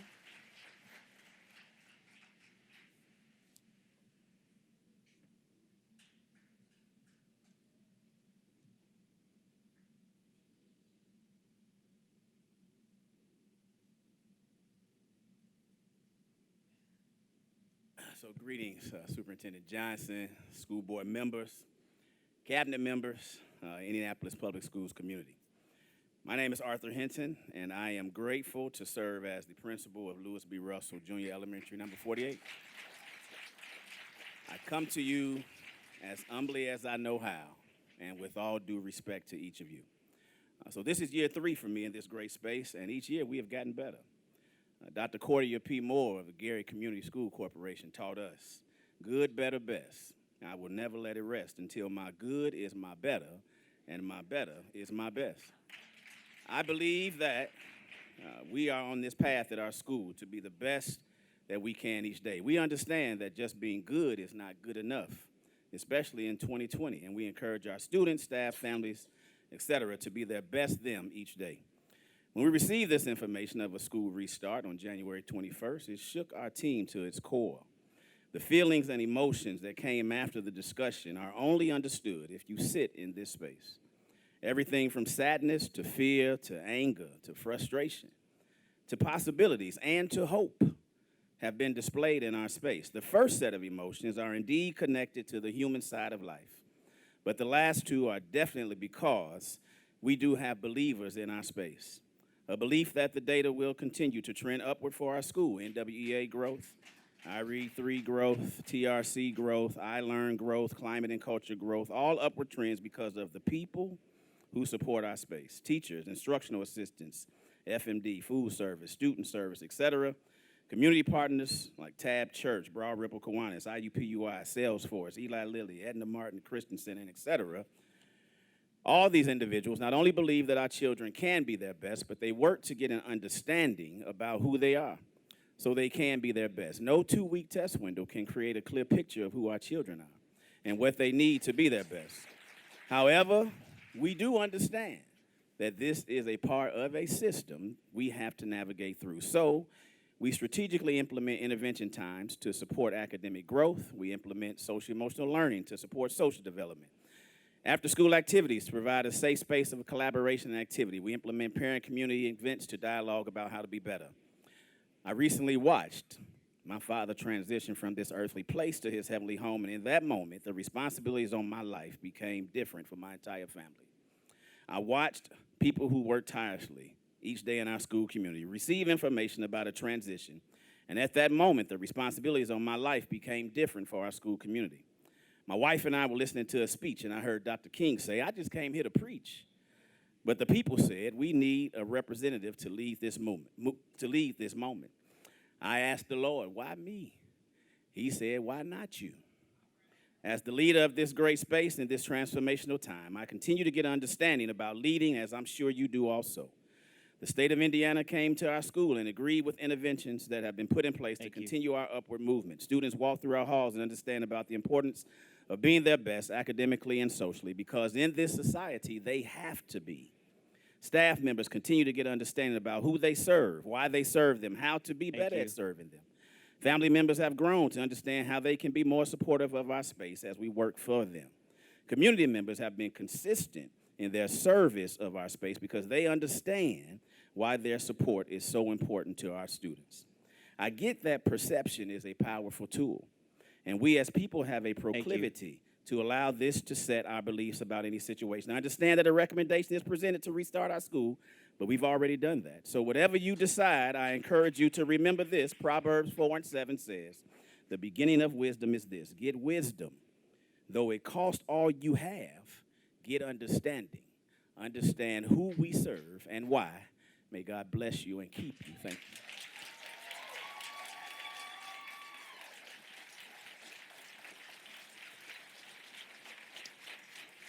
Our next speaker is Angela Cordova, followed by Patricia Hollowell, if present.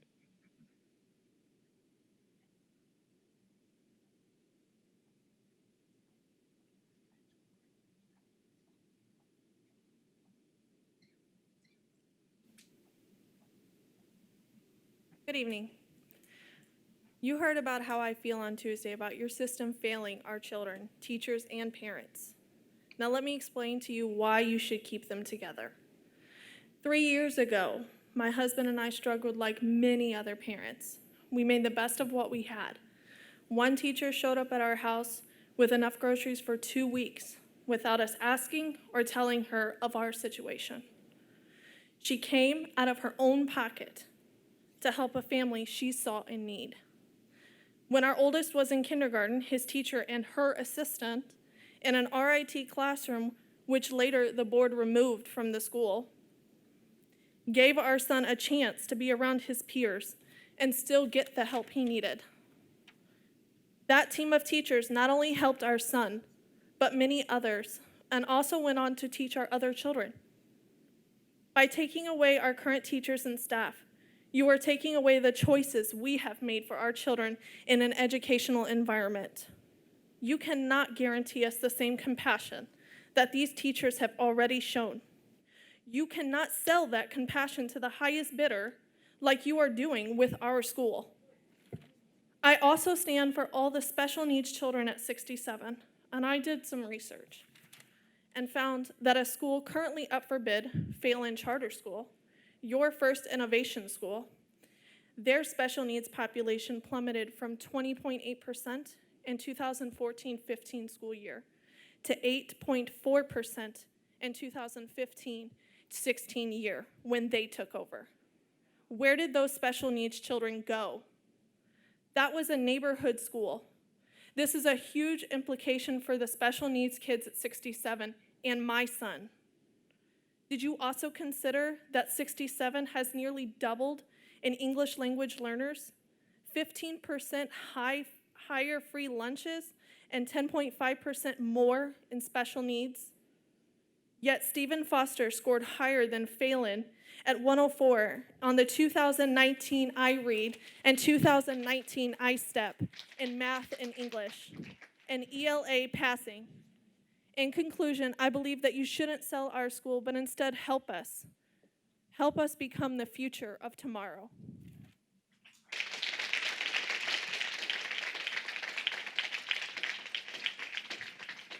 Patricia Hollowell.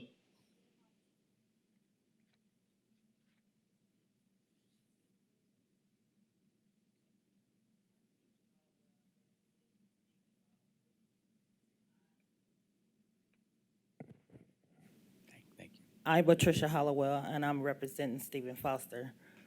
I've been there since my kids went there from 4th grade to 5th grade to 6th grade to 7th grade.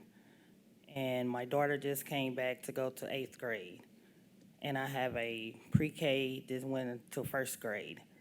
I'm there to represent Stephen Foster. We have a good principal, have a good staff, and that we just need them to be there for our kids. You know, it ain't no other person that will be there for our kids like they will. You know, they love them, they treat them right, they respect them. You know, that's a good school. Before y'all close it, before y'all think about doing the opposite things that y'all want to do, think about how they gonna feel, how they gonna be concerned, and how it's gonna hurt them.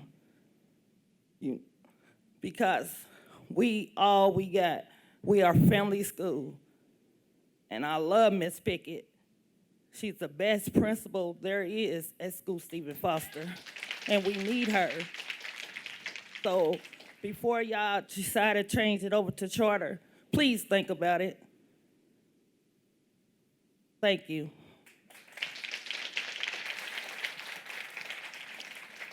Joshua Swim, followed by Alicia Hiller, if present.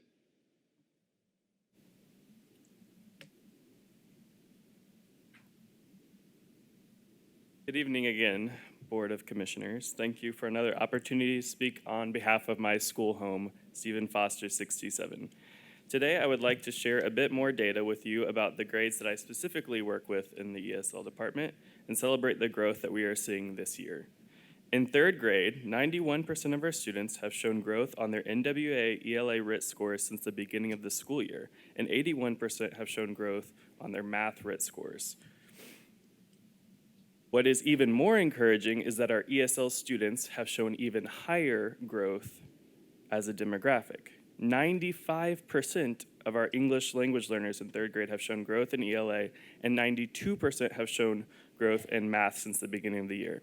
Additionally, in a grade that is over 2/3 ESL students at our school, out of our students who are proficient or above proficient based off of the NWA data, 70% of those who are proficient or above proficient are English language learners.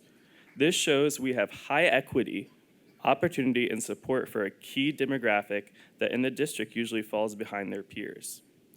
I also work with the middle school. In 7th grade, 70% of our students have shown growth in ELA RIT scores and 67 in math.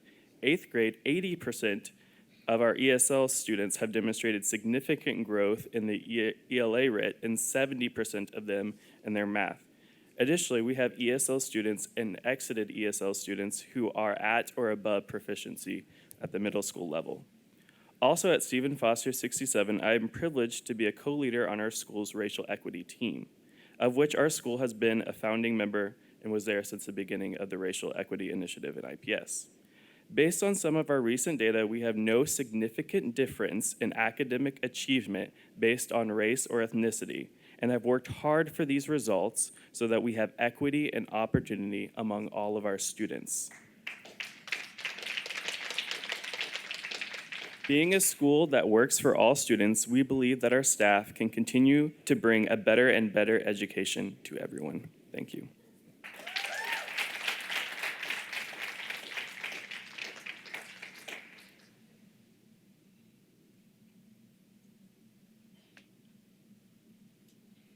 Good evening.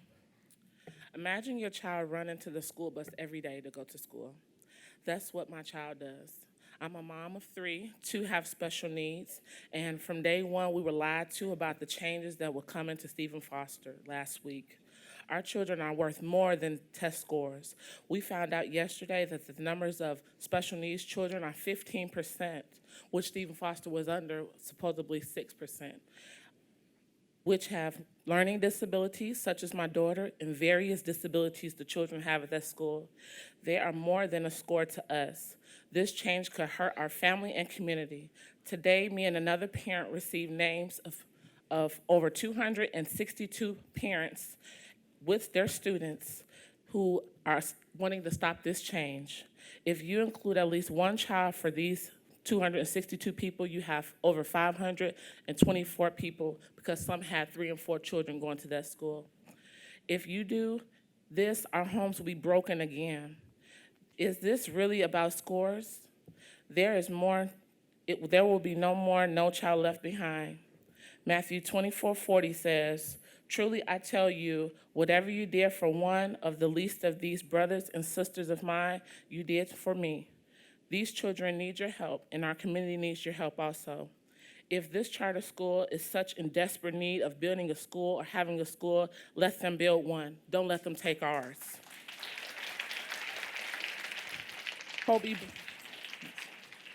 Kobe Bryant's death was a big wake-up call for all of us, and in the end, he only was with his child. That was the most important thing for him. Parents like me, that's all we have, are our children. I did some research last night, and a family friend is a principal of a charter school, Gary Charter School, and they have to tell students and families to take their special needs children to another public school. This is not right. They don't have the services. Is that what we're going to hear from these charter schools? These charter schools will be filled with teachers and who are not licensed and substitutes who do not know our children like these teachers do. This is going to crush our children, and they are not going to be able to see their staff and students that they love. Again, our children are important to us, just like yours are. Parents and community did not receive letters in the mail, only a text message or an email, which they can honestly change, which they might not receive. We are fighting for our kids, and as I'm sure that you would fight for yours. If you could do us a favor, go home tonight and ask your children and let them know. Next year, you may not have your friends, you may not have staff. Get their responses and you'll see how we feel. Put yourself in our shoes. I thank you, and you have a great day.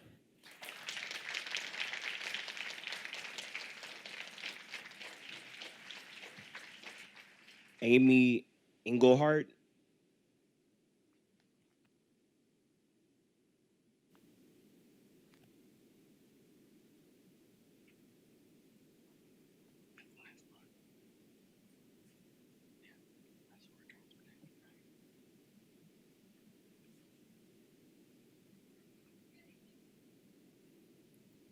My name is Amy Engelhardt. I'm a developmental preschool teacher at Stephen Foster, School 67. My classroom consists of 3- and 4-year-old students who are all special needs.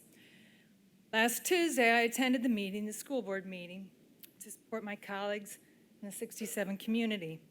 And when driving home after the meeting, I found my head spiraling because what just happened? I was trying to process all that I had heard. And what I heard was, first of all, an update on the Race Equity Initiative, Dr. Payne's passion, and a program which I deeply care deeply about. And secondly, I heard my colleagues at 67 share the positive data regarding their students' progress. But what impacted me the most was hearing from those parents at 67, and especially hearing from those parents who have special needs students. Mr. Martinez courageously spoke of his concern for his 6-year-old daughter and the serious impact that a proposed change would have on his little girl's progress. And I know this little girl well.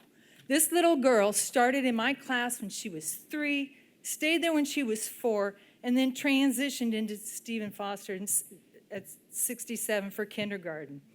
Mr. Martinez and his family always supported me in my class, and I'm sure that he also supported IPS's referendum, raising his taxes to support our schools.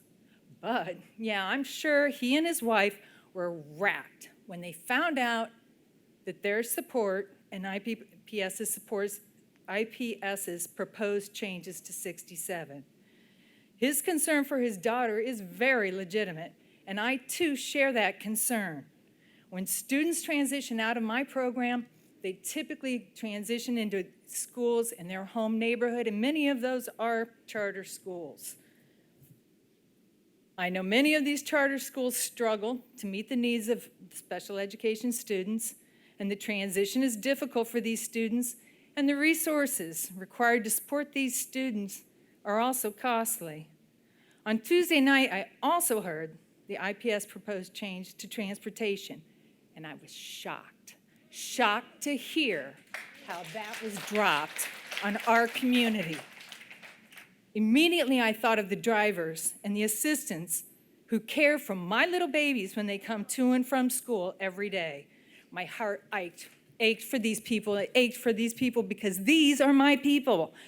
These are IPS's, my IPS's people, and they are part of my team, a vital part of my team. Many of these loyal drivers and assistants have worked for my IPS for years. Thank you. The drivers and the assistants do so much more to simply do more than simply transport my students. They build trusting relationships with the parents of these students, and pass information on to me. Thank you. Tonight to remind the board that change in programs is hard, and services have to be changed sometimes. But for some individuals and programs, change is harder and will have a more direct impact, negative impact. I've always been blessed to have my class and teach at IPS, but my heart aches tonight. Thank you.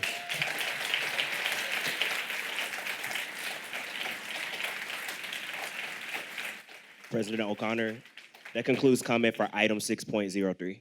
Great. Thank you, Mr. Harris. I would ask, I think that we put the presentation, the school quality review presentation back up on the screen for commissioner questions. And would, Rick?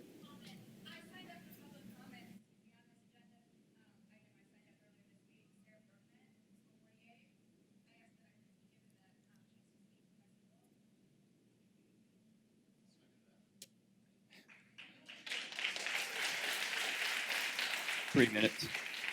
But yes.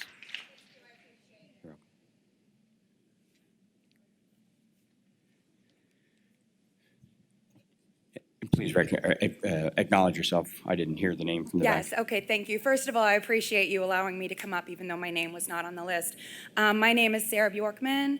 I am here to speak against the recommendation that School 48 be restarted as an innovative school in this next school year. I've been teaching at Lewis B. Russell School 48 for 3 years. Well, this is my 3rd year. In that time, I've gotten to know most of the students and staff.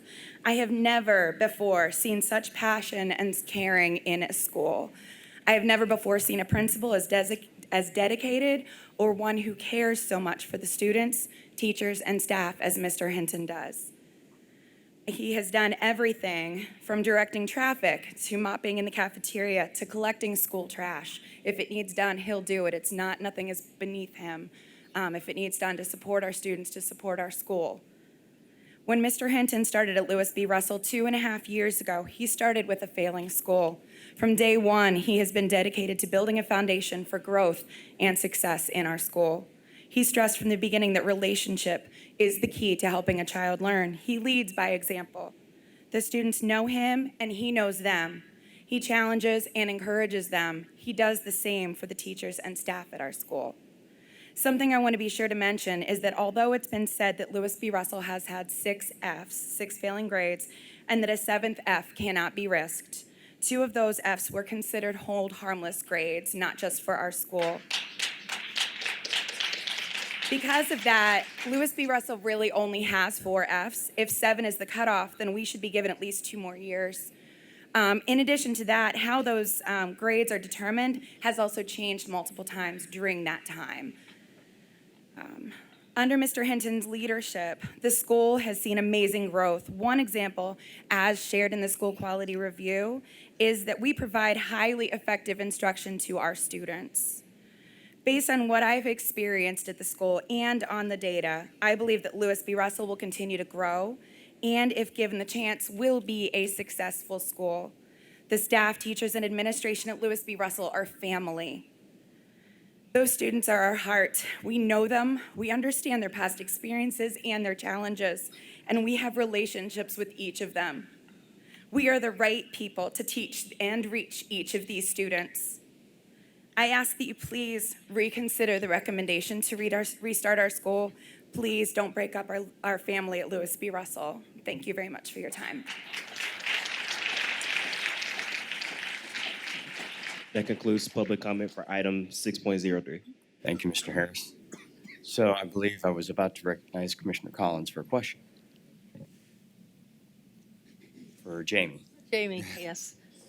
I have several, Jamie. Okay, I'm looking at the indicator 2.1 and the indicator 3.2 for its slide, let's see, slide 15.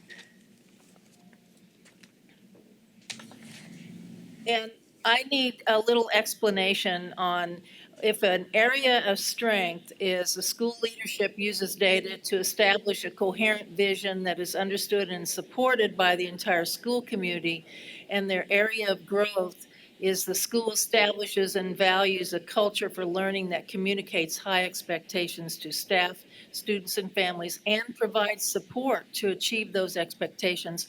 How have we supported this? And these two seem very sort of contradictory.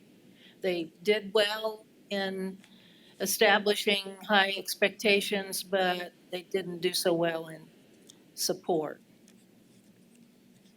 Am I not seeing that correctly?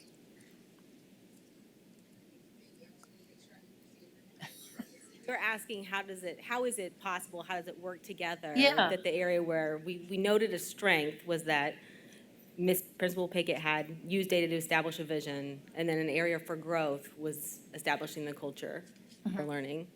And how have we supported connecting those two? Yes. And okay. So they're not tied together. So when we are doing our review, we're looking at those several standards. We're looking at where do we see strengths today? So in the area of the highlighted area is a strength that we saw, that the vision was tied back with, because the school leader had done a nice job with that. We wanted to recognize that.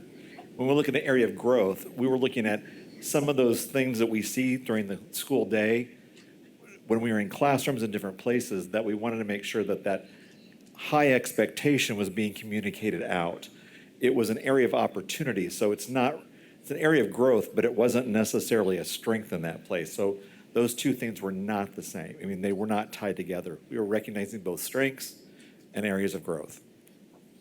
Okay, and I'm wondering how often was is the SQR a culminating visit where there's focus groups and parents and staff and others are invited to participate in that? Is that a culminating activity on top of all the support that's been given through the year, or how many times is that done? The SQR is a one-day event. It comes in during the course of the year, and like Jamie had mentioned earlier, we look at all of the data is looked at. That day we're going in and we're looking to see what does this visit support on the data we're seeing, and where does it not collaborate with that, and that's where we try to make those decisions. So are there ongoing, some kind of collaboration that's going on beforehand, before all this SQR? We're in the, At the school level? yes. The coaches are in the buildings. And so that collaboration happens with that level of support. Not the kind of visit that we did with an SQR, but our coaches do support in the building. We're in the building, we do walkthroughs in the building, those kinds of things are happening. And one of the things I noticed on the panorama was 30% ballpark, 30% on both of our schools up for restart. School climate. From what I've heard, it's very good school climate. So who were the participants in that panorama, and how did we get that score? Sure. So that's a survey that goes out to all teachers in the building. I believe the expectation is that all staff members answer that survey. It's also sent to students, I believe in grade 3 and up, and we ask that it be sent to all parents, and all parents be given the opportunity to complete the survey. Thank you. I will yield the floor here. Commissioner Arnold. I too have several questions. At what point, if schools know that they're up for an SQR, that's not a new process, we've done that for several years. Are principals told, at the time, that the potential for what comes out of the SQR could be a recommendation of a restart?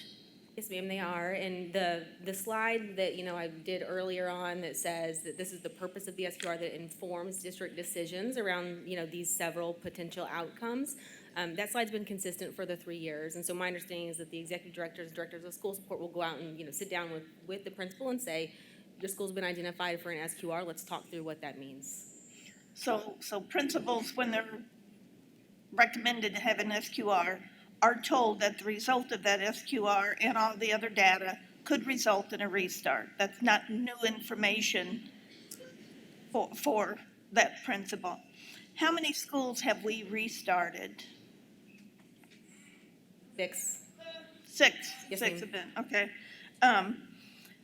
So when the focus groups for the SQR, I know there's focus groups that are held with community members and parents. My understanding is at Stephen Foster, there were only 2 parents who showed for the focus group.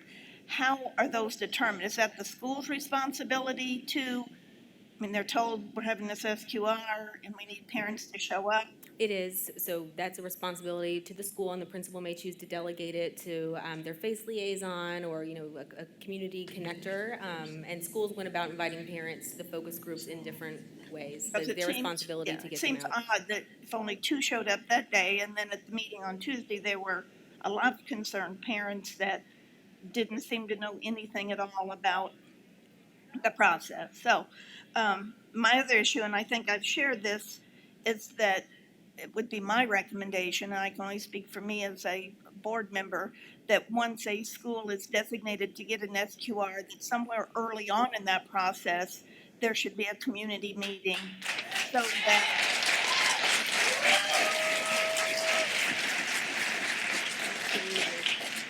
that it's not a surprise, because I do feel like a lot of these parents feel blindsided that they didn't know this was the result until it came to. um, So I'm really torn between, you know, that 13 or 14% of the children in those schools are on grade level. But you have this group of parents that are very passionate, and I'm sure you have a lot of dedicated teachers. So, you know, I don't know moving forward. Another question, at school 48, it's my understanding only 2 children passed iLearn in the entire school. Is that true or not true? That's something I've heard, but I don't know that. For this latest administration of iLearn students who passed both the math and English language arts portion, there are only 2 students in the building. And how many students are in that school? About 300. Okay. Let me see if I have any more interviews. How many schools? Have we ever, I know this is a very painful process, and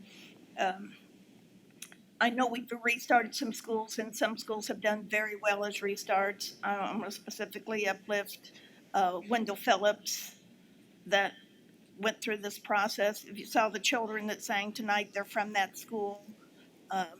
So I know in some cases it's worked well. Has there ever been anything of parents from restart schools talking to families at schools that are designated or recommended for restart, so that, because I know it's very painful, and maybe parents who have been there and been through those feelings could help? Thank you. Mr. Slack. Hello, Jamie. Meet again. I have a lot of questions, so bear with me, okay? I have a lot of notes here. My first question would be, how many vacancies have we seen in these schools throughout the year? 48 and 67. I've heard a number of different things. I know you probably can't get to me tonight, but just I need to know these answers. I've heard different things from 48 and 67 both. I've heard that in 67 they had 12 vacancies that were filled throughout the year. Then currently have 5 right now, according to the Panorama data, I think, somewhere sitting up here with me. So I would like to know that data. I would also like to know if this baseline data and this bench line data are correct. I also would like to know when did we actually have 67 become a middle school? I'm looking at the data. It looks like that it says that in here in our state Indiana quality review, that it says that the start of 2017 and 18 school year, a grade reconstructing took place in Stephen Foster 67. So at that time, is that the same time that we picked Miss Pickett to become our principal? Because if that's the case, then she added on there extra kids. So I just want to know if that's our data, because I need to track that. I need to know if that's true. Let me see if I'm done with 67. Hold on, I'm sorry. Do you want her to answer the questions that she's able to Yeah, if answer you now? can answer, I'm so sorry. I'm just listing them out to you. I'm sorry. Go ahead. I was writing them down this time. So I will get with Mindy's team. We will pull for you the vacancy data across the year for both schools. When you said you want to verify the benchmark data is correct, can you just clarify what data specifically you're asking for so I can double check? Yes, I was told that the bench line data that we have is incorrect. That actually 80% of the kids passed. They just gave the scores. The 80% of the RIT score for math, and the growth for math and the ESL population. So if you could tell me if those data are matching our school quality review. I mean, I need to know if all this data is matching what we're getting from the public. Sure. So I think that we're talking about NWEA data there and the RIT Yes. scores. So I know our window for the winter administration closes tomorrow, so it will be about a week and a half before we can analyze that data, but we will get that to you. Also, Commissioner Slack, I think Superintendent Johnson is gathering sort of data points to collect to get sort of the same set of data for all the commissioners as we continue this consideration. But you can go ahead and answer that one about 67 middle school. When did it become a middle school? It was 2017. Okay, so that would say that that's the same time we hired Ms. Pickett. Okay, and at the time we hired Ms. Pickett, did she know that she was getting a middle school? I guess that would be a human resource question. I am not aware. We'll have to follow up on that. Okay. We are in the board consideration point. We've had public comment on this period. I ask you to let the board have conversation. You're free to stay and listen, but please let the board do its consideration. Thank you.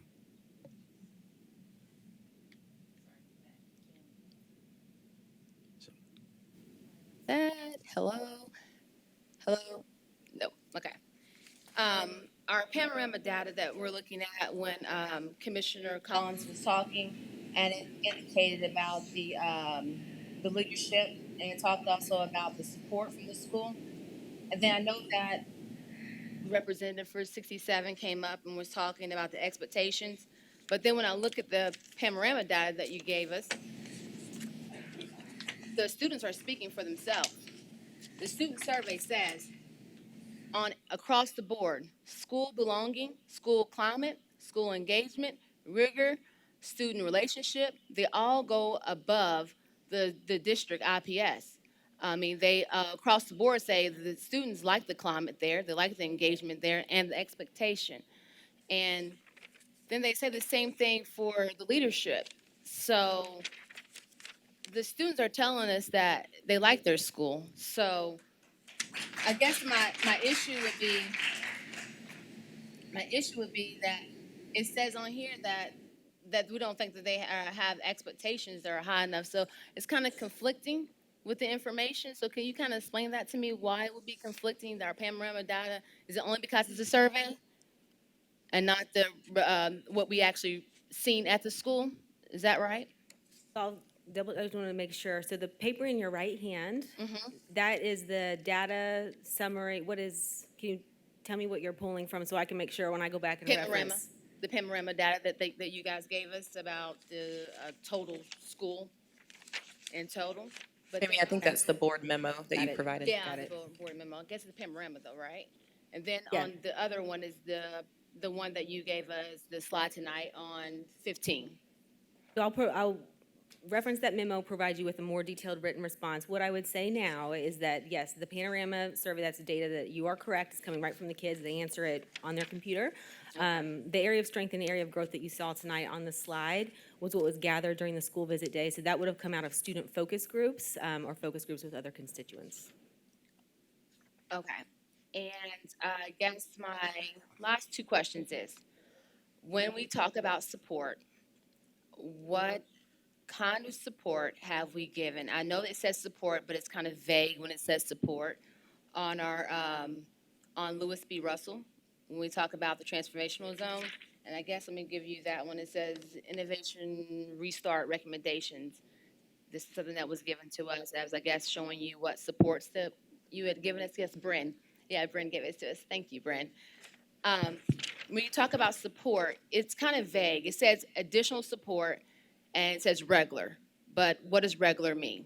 Does that mean that you come in monthly? Does that mean that you come in weekly? What does that mean when you mean support on Lewis B. Russell? I'm looking at the back of that page. Sentence, so we have a different page. Sorry. Additional support in using NWEA interim assessment data. Oh, yes. Regular academic coaching, transformational zone, full-time coach in school. So does that mean that person's there every day? Yes, as the Transformation Zone, we have provided an instructional coach that is at the building every day, and part of our Transformation Zone dollars have also paid for a reading specialist. And that's one person? That is two different people. Two different people, okay. And then the NWA data, that is done It will be its fourth time throughout the year, so we contracted with NWA to come in and help us talk about responsive lesson planning. And so they will be back again the week of February 10th, and that will be their fourth time in contact with the school this year. Okay, thank you for that. And I think that may be all of my questions, and appreciate you for your answers and your time. Commissioner Gore. Thank you very much. I'm going to follow up on some of the past commissioners. One of my questions is, I read some information and I hope that it's right, or hope that you have questions, that when School 48, when the last principal left before our present one, there were 19 certified teachers, and 11 of them left with that principal, with only left him 8. So when we're going in and doing our SQR, are we taking in consideration the certified teachers that are there, the stability of the teachers and staff, and if they have 7th and 8th grade, are we sure that we have the staff there to support and to be able to teach those students, especially in the case of 67 when those students were brought in? Definitely part of the conversation, yes. Part of the conversation, and are they graded on that? Is that part of why we are taking over these schools? Are we starting them? I'm sorry for that. You're asking is, can you just rephrase the question? Okay, I'm asking, on the SQR, are we taking in consideration some of the changes dramatically that some of the schools have gone through when we are asking for restart? Or are we giving support? Because we do one day, I know, of our SQR, and some of it is during the day when maybe some of our parents can't come and be able to understand what's going on. I think that's the communication there, that we're not being able to communicate to parents prior to these drastic changes that we're talking about. Sure. And so to answer, your question, the first question about, how do we consider the impact that adding 7th and 8th grade might have on the school? So like I said, definitely part of the consideration, part of the conversation when we are grappling and, looking at the data with the team and thinking about what are prospective interventions that we could put in place. I know from, speaking with Mr. Nolan Watkins, that there was a supplemental administrator that was placed in the building to support middle grades, and that a lot of the, the coaches that come in, the math, the literacy coach, are also supporting teachers in implementing at those middle grades as well. So it's not that we are, not applying supports for what may be, an area of need in the school, and instead choosing Restart is that we're looking at that whole picture of what are supports that we've done, what are more we could do, what has been effective, what are possible levers for change. Just one more question, if you don't mind. We have the Indiana Department of Education SQR review as well. Do we, as our district or the district, do we collaborate at all with their findings, with our findings, and their recommendations? Are these just from the district? So I'll speak to on the front end, and then I'll ask Mr. Nolan Watkins to talk a little bit about how we implemented their findings at the school from last year. So last year, actually, Stephen Foster 67 a year ago also was identified for an IPS SQR. We didn't perform it because we accepted the states sort of on our behalf, and we've also done it the other direction. So we are in close collaboration with the office that runs those. In fact, have used each other's when one or the other party identified a school is in need, because our processes are similar enough. So that's sort of where it starts. And in terms of, when we get those findings, what we do in terms of supporting. During that time when they're putting their school improvement plan together, so that the results that came off of last year's findings, they're using that for their plan this year. And that's how we would make that support. They had support from the DOE and some additional help. The principal had brought in a consulting group at the beginning of the school year that also helped unpack standards and prepare for this year. Commissioner Hawkins. Jamie, thank you again for your presentation and the team on your side. I think this has been echoed by some of the commissioners. I think without a doubt, I mean, this is an opportunity for us to sort of acknowledge the process. I know that I attended a meeting this past Monday, I think it was Monday, and I think this was the second, it all runs together sometimes, but there was a meeting before that, and I definitely received some feedback from my colleagues that it was rocky. I'm going to be very subtle or very describe it that way. But at 48, it sounds like the meeting, some of the processes improved. And I think we've got to continue to do that because to Commissioner Arnold's point, families not knowing and being feeling blindsided can't be the way that we operate. So I want to acknowledge that. So we have opportunities. Secondly, to pile on to the pile of data and information that we're asking for. So we talk about RIT data and NWE data and growth data and performance data, proficiency data. I thought it was interesting the question that you asked about, particularly I think it was 48, the number of students. I've heard that as well. Can we see that for just both of the schools as well? Like how many students are on grade level? And if that is a trend back, we go back, from the SQR periods we look at today, we look at last year, the year before that. I think that would be helpful for me to just to understand that and how that correlates to all of this other data as it moves. So that was one thing. The other piece is second question, I guess, third point is related to the transformation zone. And I have some questions just in general about sort of the institutionalization of the transformation zone. How does a school become eligible for the TZ? How does a school leave or exit the TZ? And, just understanding like the eligibility, what qualifies a school for that program would be helpful if I could understand that a bit more clearly. Sure. When the transformation zone was first started, it was designed to be a feeder pattern into the high schools and the middle schools.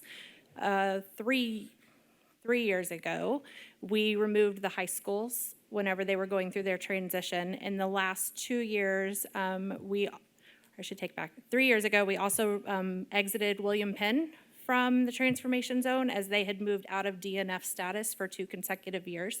So they were no longer in the transformation zone.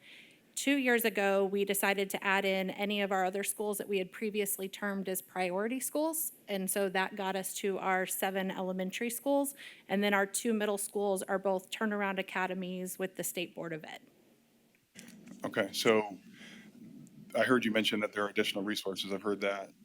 So this is a state program. I'm trying to understand sort of who is, I heard you say state board. What I'm trying to get is what qualifies a school to be part of the TZ? We have our own internal qualifications, or is there a state qualification? I'm trying to understand who has jurisdiction. So the state qualifies based on turnaround academies, which is where Northwest and Arlington Middle School have come in. As a district, we have the opportunity to build out our transformation zone, and so we have selected the schools that are a part of it from that point. I'll add to that. The transformation zone is recognized by the state as an intervention. And so for a number of our schools who have been rated enough for 3 consecutive years, that generally triggers a hearing from the state board where then the district has to present what is the plan for improvements. For some of our schools entered through that being the plan of intervention for those schools who had that consecutive performance. Okay, so schools must be eligible or qualified to be considered for the TZ, I guess. For the additional state supports. Okay. Yes. So the state gives resources, you get more at the beginning and it declines over time. So we've been in now year 5. Each year we have to plan with less financial resources because obviously the state wants to incentivize the district to be able to embed those things and sustain them. And so the amount of funding decreases over time. Okay. I think I have more questions, but I'll follow up. I have a quick question. I think it was Tuesday, Jamie, it's probably for you. Tuesday, and I admit that the interchange between 67 and 48, I may have got lost, but there was a reference that the state had released one of the schools, and I've got the State Department of Education school caller for 67, that there was some release from the state improvement plan issued, and I've reviewed that, and I can find no reference to that. Is there, do we know what's, maybe that was a misreference. Do we know what they might have been referencing, or? State had released Yes. people from something, Yes. not that we're aware of. Okay, thank you. Commissioner Collins, you had this, what's that? Yeah, there was a statement during, I think, the public comment Tuesday night about being released from a state improvement plan, and I have reviewed the plan, can't find any release from that. No, we're not aware of any release. The schools have had to submit school improvement plans. Some schools who are designated as a comprehensive support, needing comprehensive support or interventions have also, as a part of that school improvement plan, had to submit a comprehensive needs assessment and some additional information to the state. So there's a number of our schools who have submitted those documents to the Indiana Department of Education. In some cases, community members were part of that planning team. But generally, there's the school leader and a group of teachers, family members, or community partners who are building out that plan that's then submitted to the state. And so that's, again, something that all of our schools have to do for school improvement plans, and then some schools have to do the additional comprehensive needs assessment as well. And then, does the state respond to those? They'll respond with sort of, you're approved. It's a pretty, But they don't monitor the progress? the level of monitoring is relatively minimal from the state. Commissioner Collins and then Commissioner Slack. I have really not a question, but a comment. And I think we need to look at the right kind of data.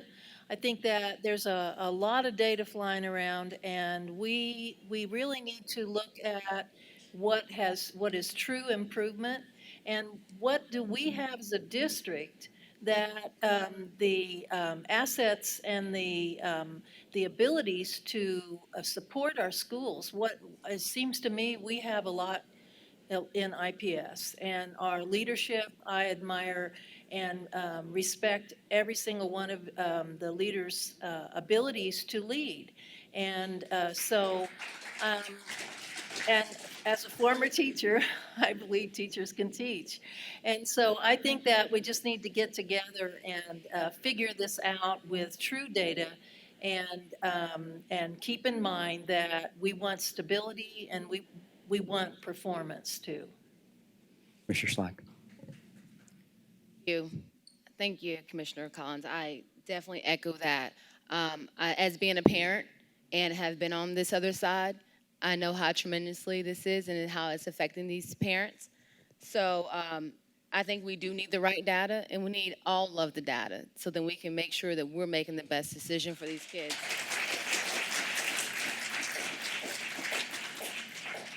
I also think that I would like to know what subject areas these vacancies have been throughout the year, and if there are major subject areas like math that are affecting these test scores. Please. Whether or not you said that we do know that 2 kids passed that I learned for 48. Have we had any other schools that had similar situations to this as well? That would be good to know. And I guess my last question is, has any other schools came out of their transformational zone? Have they ever exited the transformational zones and been able to be effective, with leadership without intervention of innovation? Yes, William Penn successfully exited the transformation zone. They're the only school at this time. I also will, I've said this already to the administration, and you already know my position on this.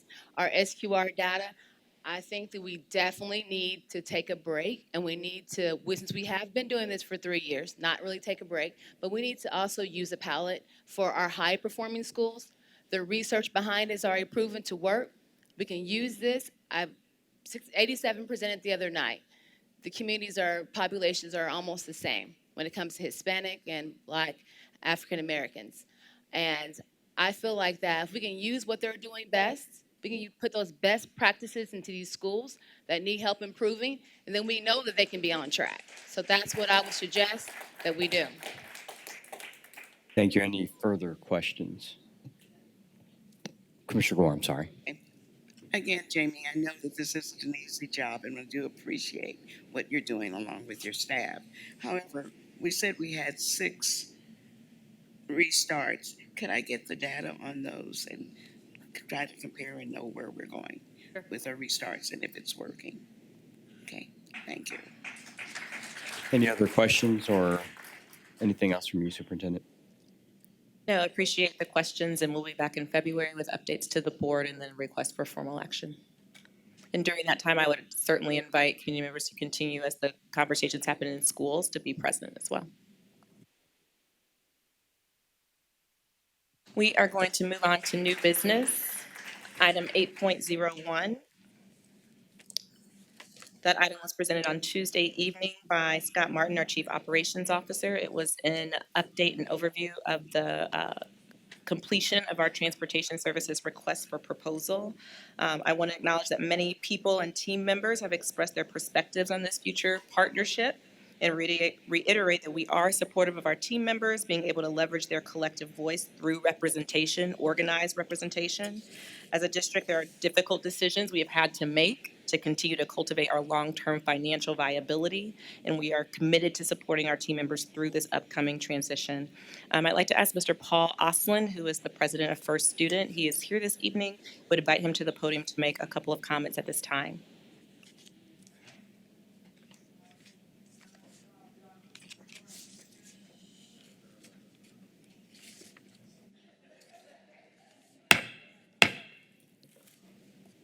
Please give the speaker the respect of being heard. Thank you. Good evening. Thank you Good very much evening. for having us. I'm Paul Oslin, the president of First Student. With me is Scott Turney, our area general manager, and Michael Insine, a director of business development. We are delighted, First Student's delighted to be here tonight to have the opportunity to build your confidence and earn the right to be your strategic partner with transportation. At a personal level, I'm really delighted to be here. Well, I came to First Student 4 years ago from Chicago Public Schools, and my office is in Cincinnati. I was raised and educated here in central Indiana, worked for many years in Indianapolis. And I think the chance to come to Indianapolis and provide improved services to the students and the parents and improved savings to the taxpayers is something to give us a great deal of satisfaction. First Student is the largest, most successful student transportation company in the world. We have 50,000 employees. We're a mission-driven company, full of mission-driven employees, just like the good folks that are in the room here that come to work every day as aides and drivers to service the kids today in this school district. Because we're large, because we're mission-driven, we tend to serve a lot of urban school districts, and we relish the challenge. We service San Francisco, Los Angeles, Oakland.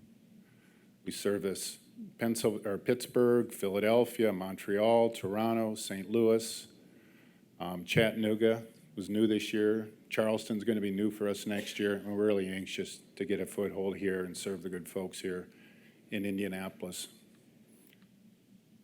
We do intend to be a true partner. We've been working some with the district over the last year. Routing is the engine that makes transportation work and creates the efficiency and creates long days and work hours for our employees and efficiency for taxpayers. We've been helping with that over the past year. We've been helping increasingly over the last several months in providing drivers and routes and starting to train employees so we can have a good start if and when you guys make a decision for us to run the school district. As this news has come out about this decision that's pending, I've seen some things in the news media, and I just want to address a couple of them. First, I heard what was stated earlier about the care and the interest and the support that the board has, and obviously the community has, for collective bargaining agreements and for the union. First Student is unique among the over 1,000 bus companies that I'm familiar with in the country in that back in 2007, we created a freedom of association position from our headquarters. At that point, we stopped any sort of union resistance of any sort and have actually welcomed unions into our fold. We have over 400 collective bargaining agreements. We have a high percentage of our employees that are unionized. We generally work very well with unions in partnership in managing our services and anticipate the same will occur here. It is important that all employees that they work for Indianapolis Public Schools or work for the existing vendor, that they come to work for us and they join our wonderful culture as well that's mission-driven, that is based on the way we work, it's based on our employee handbook, that's based on our training, that we ensure they pass background checks, just like I'm sure they did when they came to work for Indianapolis Public Schools, given the fragile nature and the important nature of the folks that we service. So I am confident we have over 550 positions we're going to fill as a part of this if this thing is approved. That includes drivers, aides, mechanics, clerks, managers, all that are required. In fact, in the whole country, I can't think of any position that's more under demand right now than bus drivers. They are short all over the country. And so we are anxious for all the existing drivers, whether they be working for the existing vendor or for public schools, to come apply to us and come through the process, and if successful, come to work for us. And I'd anticipate that that would be a large majority. Again, we're very welcoming to unions. Given the federal laws, as soon as 50% of the existing combined workforce is hired by us, plus one, we will enter into a collective bargaining agreement and negotiate that with their existing union. I am sure that will actually happen in a pretty timely fashion, as we've already received a material number of applications to come work for us. So it's not unlikely that within a couple of weeks we get to that threshold and we start to work with the union to create a collective bargaining agreement. One other thing I noticed in the news media that I just wanted to address is the fact that First Group, the parent company of First Student, is doing some strategic realignments. So First Student is a $2.5 billion company here in the United States, headquartered in Cincinnati. First Transit is a partner of ours that does transit services for local governments. Greyhound is another one of our units that's currently being sold. Then there's two businesses over in the UK that runs the rail services and UK bus. The value of that broader business is really largely sitting in First Student. We're a very successful company that's grown recently over the past few years, is very successful, and is not being fully reflected in the share price. So that's why you're seeing some news about a strategic realignment. There could be an ownership change in First Student. It would not affect First Student in any way. We're by far the largest. It would be a financial or some sort of investor that would be buying us. You wouldn't see any shift in culture, no shift in operations, no shift in people. It is just the fact that we are a very successful company within a broader corporate structure that is working through some different issues. But the broader corporate structure also has a very strong balance sheet, so there's no type of vulnerability. So we're anxious to get started here, if you decide to do so. We've laid the groundwork. We're an employer that cares greatly about our employees. They are how we all have a reason to come to work every day, and they're all part of that mission that we serve, to serve the students of all the districts that we service, including many urban districts, English language learners with high percentage of IEP and McKinney-Vento kids. That's what we do. That's what we love. If you have any questions, we'd be glad to try and answer them. Any questions for Mr. Osland? Commissioner Arnold. I was on the board years ago when First Student was our transportation provider. Can you speak a little bit about accountability and how you will, I know in the beginning plans are made and things go well, Right. then time goes on. Can you talk a little bit about how it will be monitored, how you'll be responsible to us to ensure that we're continuing to get the high quality service that we will undoubtedly get in the beginning? Yeah, that's a good question, Commissioner Arnold, and I appreciate that. So we're all about transparency. How we've had success the last several years, we're all about measurements and transparency. A big part, as you probably read in the proposal, is tied to that. We will put a First View app out that Scott Martin and the team here will see to be able to see how our buses perform every day. what their on-time performance is by school. We will sit down on an ongoing basis with them. We'd love to sit down with the board quarterly. That would be up to the superintendent. We love to create board updates to stay aligned with the board and aligned with the key leadership at the school district. I will also tell you that a contract by nature has accountability in it. And we never like to get in a position where a ruler's getting put out and smacking us across the fingers. That's the last thing we want to see happen. But this is what we do, and this is what we're passionate about. And all the measurements are there, the accountabilities in the draft contracts that have been created. And whatever steps you'd like to put in place in terms of updates that Superintendent Johnson would like to be a part of, we will put that in place. I just have one more, and this may not be to you, it may be to the superintendent. I know our IPS drivers and employees are part of AFSCME. Are the Durham employees part of AFSCME as well? Yes. Okay. They actually organized back in 2008 when First Student was here. It might be even called Laidlaw back then. But that's actually part of our, that freedom of association is what enabled that organizing. And so we have a relationship. We work with AFSCME a number of places across the country. Again, we work successfully with unions all across North America. Thank you. Thank you. Thank you. How do you, I guess, as you mentioned, the different communities and jurisdictions that you're currently in, how do you, I mean, certainly this is a circumstance potentially where you would become part of the family of Sure. sort of the custody of care of our children to make sure that they are safely going from to to fro.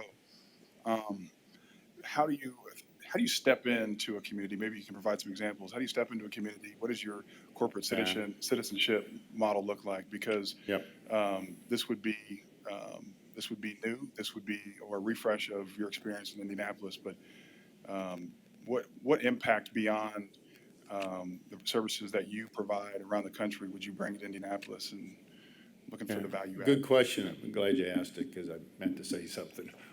We are looking forward to being a vital part of the community, and that's a core part of what we do everywhere. I mean, we have community engagement plans at every one of our 450 locations. We do a variety of things. One of the things we do is look and see at the school district and what the priorities are. Oftentimes, we like to align with what the priorities of the superintendent are. If you've got certain schools you're trying to enhance that are struggling, maybe because of economic reasons, what can we do with that school? How can we volunteer? How can we support those programs? Food drives, stuff the bus drives, back to school things. Those are all things we do because we're full of mission-driven people, again, just like I'm sure a lot of the good folks in this room are as well. So we do those things. We find out we try and tie up with what the priorities of the community are, as well as the school district. I mean, most leadership in a school district, they've got a ton of different priorities, but they have a couple of particular ones that are a real theme, and we want to be supportive of that. Mr. Collins. Can you please, and thank you for being here. Very welcome. Can you please highlight some of the safety features that you plan to implement? Sure. So one thing, you're going to get over 200 brand new buses. They will all have stop arm cameras. They're going to have air conditioning. They're going to have seat belts. We have developed the core safety things that the industry has evolved, have basically been evolved with First Student over the years. The GPS systems that are generally standard on buses now grew as a part of our company in partnership with Zonar at the time. The everyone off systems on buses, we played a role in with manufacturers in developing those things. We're going to deploy tablets here, which would give turn-by-turn directions and give student lists and stuff to drivers. So there's a variety of things like that that's technology related that rest on a bus. We have a driver scoring system we're developing off of our GPS systems and our software every morning. If you're a location manager at one of our locations, you get pushed to use something we call the daily dispatch. It tells you which schools are on time percentage at each school for each driver. It shows you who's doing rapid acceleration, who's doing hard braking, who's speeding, who's excessively idling.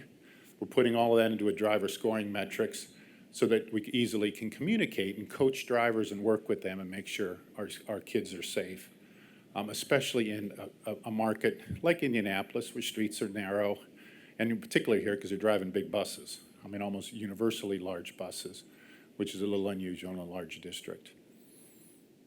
Scott had kind of talked a little bit about developing a parent tracking app. Is that something that's in the planning stage, or is that something that we can look forward to? That's something you can look forward to. So we've rolled that out at about 100 districts. It's called First View.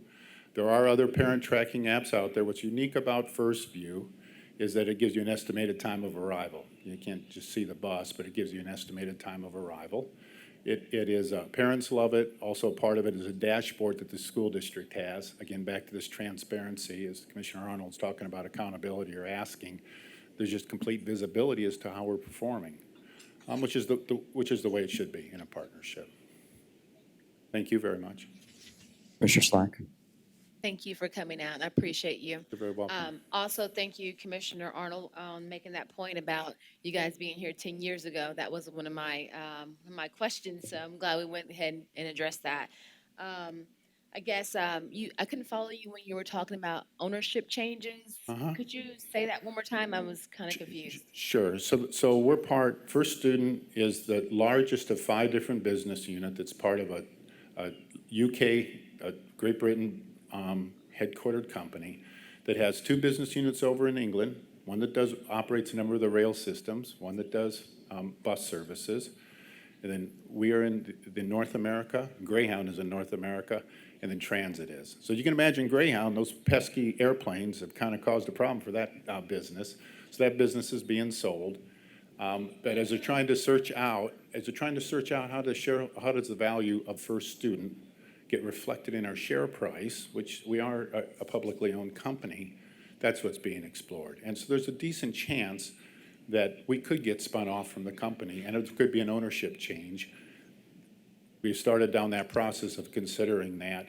It just would not it would not be like a strategic acquisition where there's a cultural change. It would be an investment type investment that would change the ownership structure. But the corporation as a whole, headquartered in Cincinnati, would remain. And all the management in the field and the people you'll deal with would remain if a transaction occurred. Well, thank you for being direct with that and upfront with that information. I appreciate that. You're very welcome.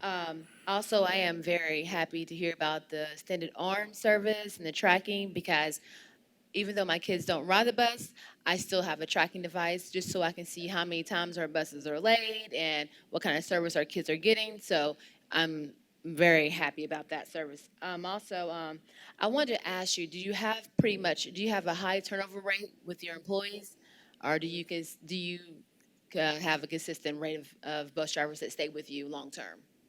We work really hard at driver retention. There's just no more scarce resource in the country. 85 to 90% of districts are reporting shortages, whether they're contracting out or whether they're insourcing.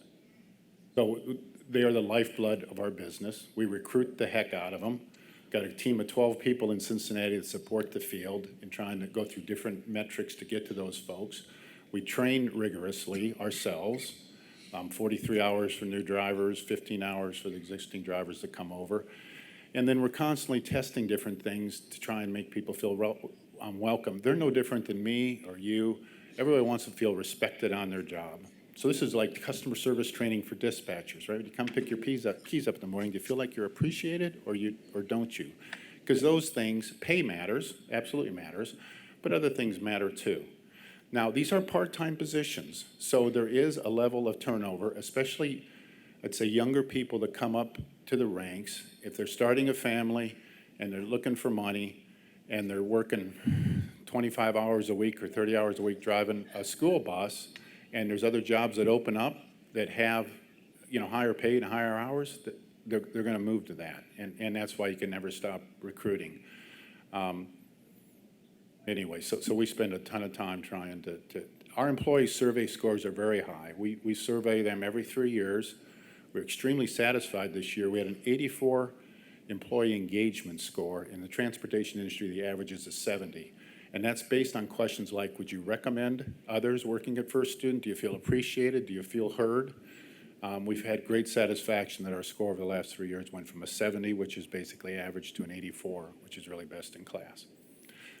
And this is you're going to be your this is going to be your first time in Indiana. I mean, this is going to be your only district in Indiana. We have one up north, a small Okay. one, Boone Grove, up in Indiana. But again, we run 4,000 or 5,000 buses in Illinois.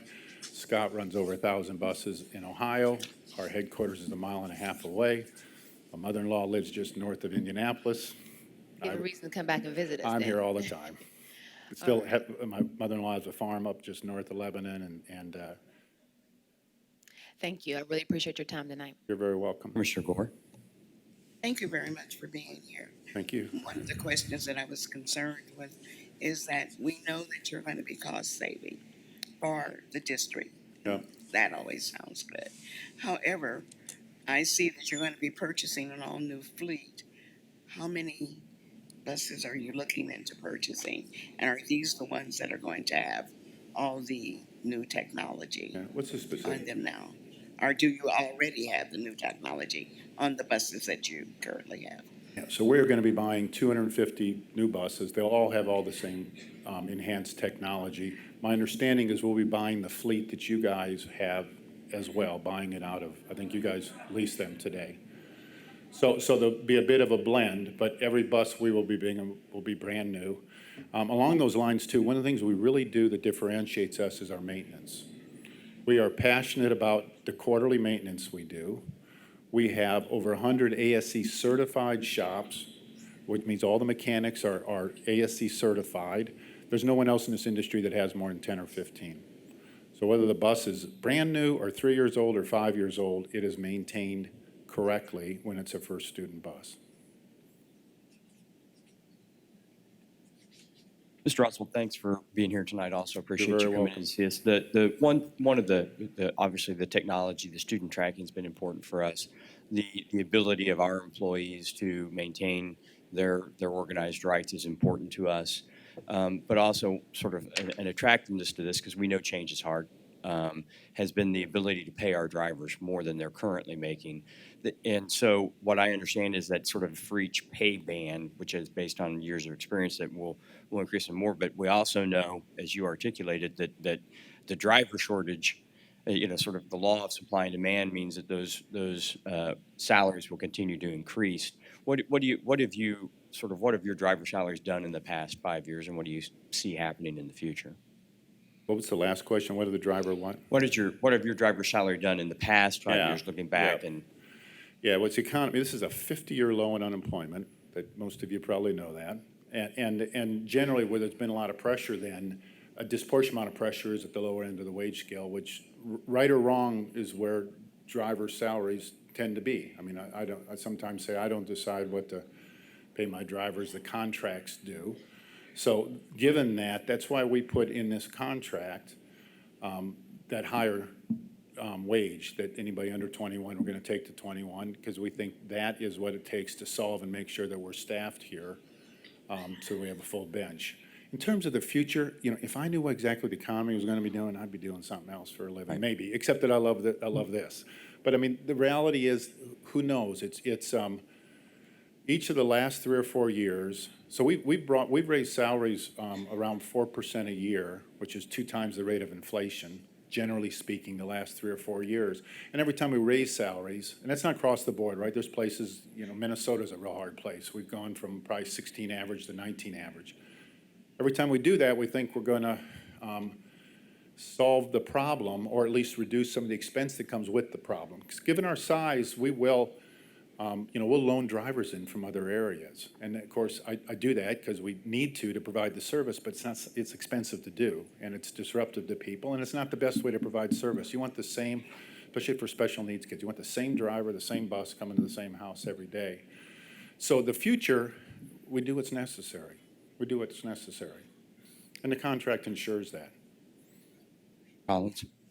I heard you say that the drivers are part-time. Is that because they're 10-month employees, or is that something, It's something else? really the hours. I mean, it's a combination. I guess the other 10-month employees, and I think there's a guarantee of 2 hours in the morning, 2 in the afternoon, and Generally speaking, school bus, probably on average nationally, it's a 5 or 5.5 hour day. Now, the one nice thing about being private is we do a lot of outside charter work. In fact, we do $110 million of it a year across North America. So when we bring folks over from a school district, it gives them the opportunity to do other types of work. We do weddings, we do, when the Super Bowl's in town, we'll be shuttling people around. When there's a golf tournament up in Carmel, we do those things, and it all creates earnings opportunities for our drivers that want those things. It's a lot about hours. I mean, that's the answer why it's part-time, and that's also why the routing and working with the district, with Scott and his folks, we really, neither of us want more buses on the road. That's what drives the expense. I'd rather run fewer buses that are utilized more efficiently, because that's better for drivers, it's better for efficiency, it's better for everything. It creates more hours. Then I want, Scott, how many of our IPS bus drivers are part-time, considered to be part-time?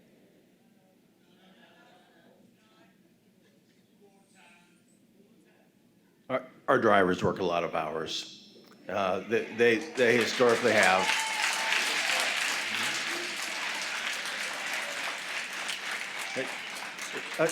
I will say that bus driving in general is based on two per morning, 2 in the afternoon. That's what it's based on. But we've found, because of all the extracurricular work that we do after hours, adds, and field trips adds significant time to our drivers. What I was referring to is a minimum of 2. I mean, you typically have to have a minimum number of paid hours to attract anybody to work, not the actual hours worked or the hours worked. So my experience with part-time employment is that there's no benefits. So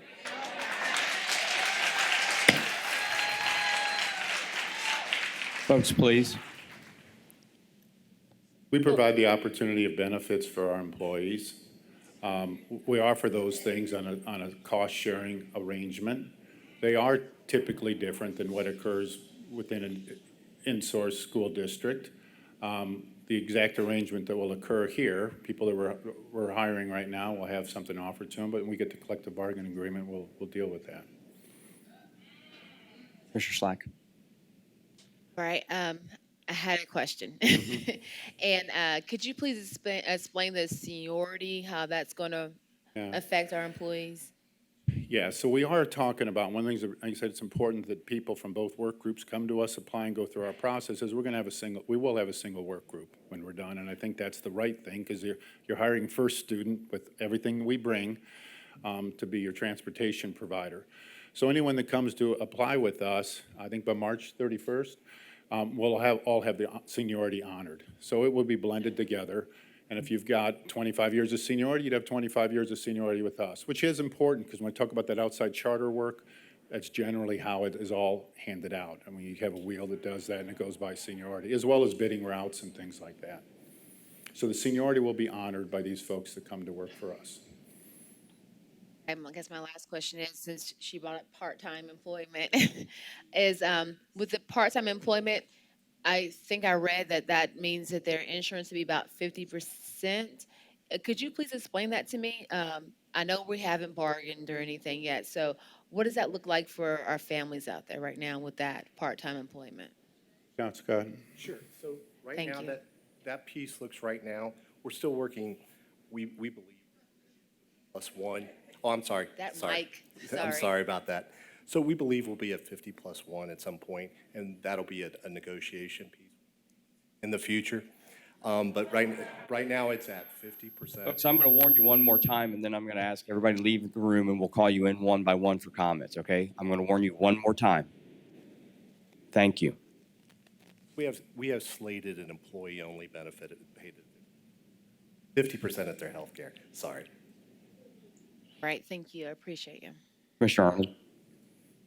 So in the contract or the agreement we looked at, it talked about it being part-time, but that's just based on the regular routes. That does not include at this time extracurricular routes or those things. So very likely drivers will be driving more than half-time, because they'll be They'll drive more hours, driving correct. athletic routes and. Right. So I think we're talking about part-time and full-time employment, and I'm not sure, I think it's connoting different things to different people. So first off, there'll be a number of people that are full-time, all mechanics, all that office staff, those are all, 12 months a year, full-time employment that comes with a benefit plan that I'm a part of, we're all a part of. There is a percentage of that is paid. In fact, there's different selections employees can make, and there's a percentage of that is paid by the employees. I'm just saying student bus drivers in this industry are generally considered part-time employees. I mean, it's not 12 months a year, 40 hours a week. That's not the nature of the business. It's part of what makes the job a challenging job. It is. It's getting up early. It's in bad weather. It's tough weather. It's demanding. You've got 50 kids behind you that are hopefully behaving, but generally not, no matter where you operate a bus. Thank you. Any further questions? I know we have several speakers, Mr. Harris. Mr. Oswald, thank you. Thank you very much. Thanks for the Oswald, pardon me. opportunity to get that fine. Thank you. I will remind everyone before Mr. Harris calls names that we have a 3-minute time limit, and all the earlier read rules apply. And please, I know we're having trouble with that mic. Please make sure the mic is in front of your mouth as you're speaking. Our first speaker for item 8.02 is David Robertson, followed by Steve Quick if present.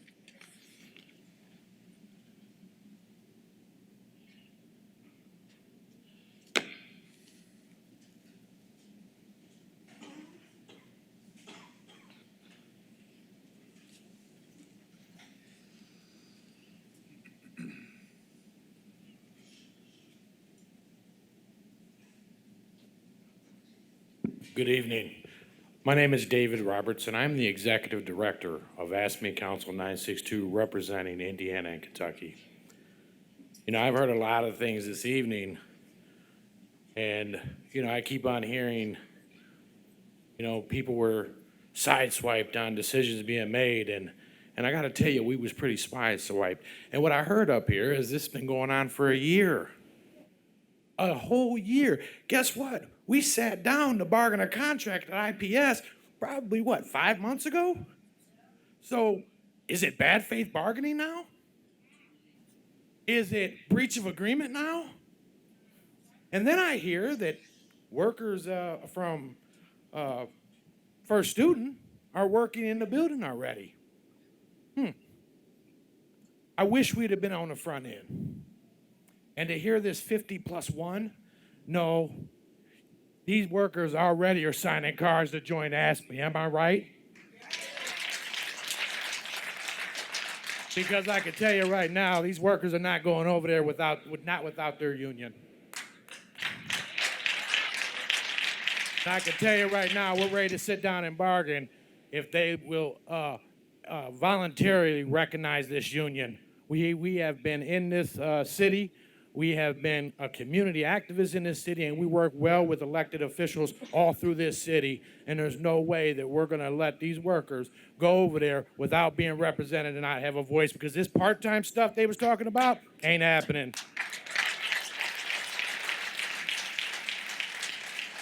I want to thank these workers who came out this evening, waited late at night, brought their families out, and really involved. And I want to thank every one of you for standing in solidarity. And I'm going to tell you to continue to stand in solidarity. And I'm going to continue and tell you to continue to have your voices heard. So I'm going to leave you with this. Remember that you are fighting more than your own fight. You are fighting for the entire working class, and you must stand together.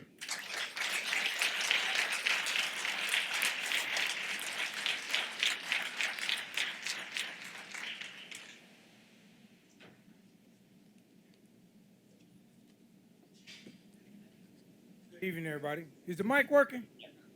Can you hear me? All right. Well, I heard somebody make a comment earlier that it sounds like this is a good deal. Well, they got more information than we got. The way it was handled was Friday. If you are an employee and someone walk up to you on Friday and say, you're fired, you're done, and then someone say, well, you got a good deal because they got good benefits. Well, they didn't talk to the employees, and they definitely haven't talked to the union. You know, so things up here has been clear as mud.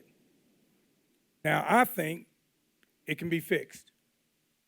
And I think the way to fix it, it ain't waiting 2-3 weeks and this company sit down. If you guys decide to choose this company, we need to partner tomorrow. We need to be recognized tomorrow. So we can talk about retirement. We can talk about health care. We can talk about what's full-time, what's part-time, and get it done and make sure these employees go to work and be taken care of. And like I said earlier, predominantly the folks that work here are women. They're doing 2 roles, as a woman and a man, to take care of family as a single parent. And when we pay taxes to take care of Indianapolis, not outsiders, for our money to go outside. So I'm hoping if the board decide that this is a good deal, make it a good deal. And how you make it a good deal, you tell that company, get with ASME, ASAP, let's start working on it, because you know June will be here before you know it. So we can work out all the bugs. And then I would love to come back to the board and say, hey, you know what? That was a good deal. So that's the way it should work. Promises made that's not written and signed off on ain't real good promises. We thought we had a good promise when negotiation went on that was signed, wasn't a good promise, right? So if you make that decision, I hope that the company's still here. We need to get together ASAP. Let's sit down so we can get back with our employees. Matter of fact, we meet with all our employees on Saturday for an update. And if anybody's got a question, do these employees want their Ask Me union? They here and they can answer for you. Do you want your union? And y'all know we've been here 3.5 hours. So this is serious, and this is folks' livelihoods. And even if it's a good deal and the money sound right, well, if you're 7 months or 2 years from your retirement from PERF, you lose all that. You really got to start over. So think about that. Thank you.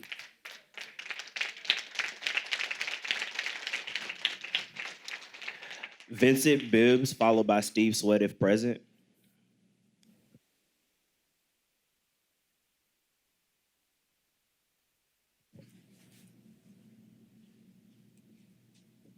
Good evening, Commissioner O'Connor, Superintendent Johnson, Board of Commissioners. I don't have anything prepared, so I'm going to shoot from the hip. And those that know me, I'm a preacher by trade, so I'm going to try not to preach tonight. But to be called in a meeting with Scott Martin, with Tina Dillard, Ken Pack, and Victor Taylor on Friday at 8 o'clock in the morning to be informed that I was losing 130 employees of our collective bargaining was hardening. As I said from day one when I became president, I want to have a working relationship, but this working relationship cannot be one-sided. It has to be two-sided. You guys want us to agree with this, and I spend many hours, I'm not a leader that just took this position just to be here. I spend countless hours thinking about how I can best serve all of my collective bargaining members and non-bargaining members. So to have this shot on us, this is hardening. This is hardening. So we should have been, to find out this process was being talked about a year ago, we should have been at the table. So we can talk about what's the best way to do this. To come in at the back end, that shows no trust. And that does not make me feel good as the president of 661 to work with you guys. So I'm asking the Board of Commissioners, these 130 people, women that are working to supply for their families, that are taxpayers and that are also voters. I want you to think about that. These are voters. And this might be wrong, but I gotta shoot from the hip. Board of Commissioners, we don't work for you. You work for us because we are elected, we are voters. So please consider this when making this option, that we want the company, you gotta let us come at the table. To say that they're gonna work 2 hours, how can somebody provide for their family working 2 hours? And and there's promises that have been made, like I told them when we had our meeting, if it's not on paper, it don't mean nothing. And to be shown, I'm gonna be honest, to be shown that we signed a collective bargaining agreement, then to come a couple of months to do this to us, does it really matter if it's on paper? So please, let's have a good working relationship.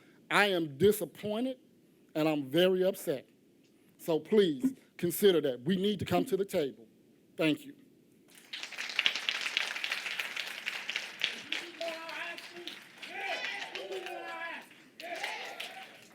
Steve Sweat.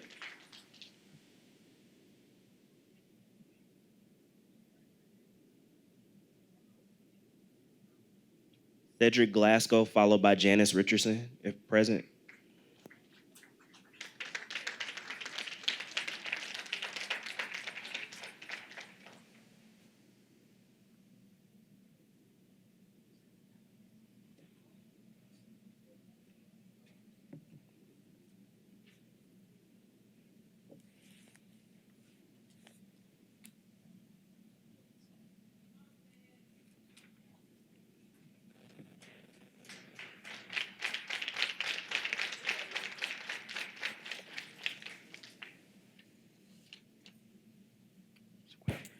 Good evening. My name is Cedric Glasgow, and I'm a driver with IPS Transportation. I want to start off by saying I have been a loyal employee with IPS for going on 11 years, and I'm mad and disappointed that the fact that transportation gets looked at as the bottom of the barrel, but we really the heartbeat. You have drivers and attendants who dedicate their lives and have been loyal to this company for years, and we barely get to see our own families and kids. So this decision does not just affect drivers and attendants, but it affects our families and our communities as well. I mean, I could save myself $800 a month if I don't feed my kids, but that's not the smartest thing to do. You know, you guys looking at it as a money aspect, but the picture is way bigger than that. What I find funny is that the same $7 million that IPS is claiming that they could save is the same $7 million that they said they had saved in 2010 when they switched from First Student over to Durham. So now I ask the question as a taxpayer, why is the referendum money that was supposed to be from the teachers down to transportation is not being used to keep our jobs? Sorry, I'm nervous. Why are we being forced to apply with a new company and being told by upper management that if we miss a day of work from now to the end of the school year, even if you had FMLA, you would not be considered for a position nor get the $1,500 bonus that's been offered? Then I also want to know how these numbers are configured. Was it done by a financial advisor, or was they configured at the round table with Scott Martin and his buddies? We also trying to figure out what type of side deal that Scott Martin made to make them wanting to push this deal so quickly. Help us figure out why IPS would choose to go back with a company that they let go before because of money issues and safety concerns, and got an F rating with the Better Business Bureau. A company who also just lost their contract with Kansas City Public Schools due to them not honoring their contract, and once again, safety concerns. And speaking of contracts, Mr. Martin stated in the news the other day that he knows that the company is going to be sold and possibly facing bankruptcy, but with a contract in place, they still got to honor. So then I asked, what about honoring the contract that we have in place? What about the contract that they have with these propane buses that they said it was only for 5 years, but it's a 10-year deal with Huntington Bank? So the decision that the board makes tonight will determine how you look at us, our families, and the community, and it will show that you do not care about how our children are transported nor about their safety. And since we have a contract in place for the next 2 years, I feel like y'all need to buy us out, and we would not go quietly. Lastly, you see all these people back here in these green shirts? Them is not my co-workers. Them is my brothers and sisters that I've been riding with for the past 10 years. United we stand and divided we fall. Thank you.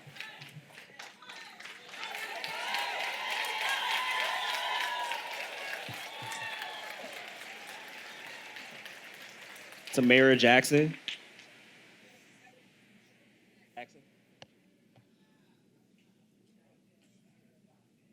Tamara Jackson. She's coming? Okay. Followed by Vivian Carter.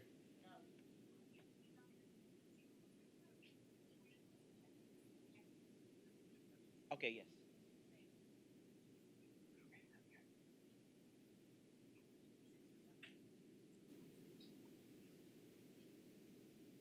Good evening, Superintendent, IPS, School Board Commissioners. My name is Janice Hamilton Richardson. I'm the Vice President of ASME Local 661. I live, work, and vote in the IPS School District. I'm a 15-year dedicated, committed, and loyal transportation employee. My attendance and punctuality is excellent with over 900 sick hours. I am not the only employee that you have with that record. It's not to puff up, but it is a fact. I want to talk about the referendum that was voted in 2018. In 2019, you entered in a meeting with Chief Operations Officer Scott Martin and others to close transportation and terminate 126 employees with families. We are IPS family. Your decision was made without our union. You should not have made that decision without talking about the people that protect us, our union. But I read the referendum proposal to close transportation. It leaves IPS with several millions dollars that was allocated to transportation 126 employees. So I want to talk about the expenditures with operating referendum. On page 19, it shows transportation with money, and it shows transportation without money. The referendum money that is allocated, as you know, will be allocated for the next several years. The cash flow, the assumptions, comparison, public hearing that you had in 2017, and post the hearing in February 2018, it shows transportation included in the future, 2019 and 20, internal operations and maintain current internal outsourced operations. That included Durham, not for student. Page 11, operating referendum transportation, is $12 million. That's 13% of the overall total.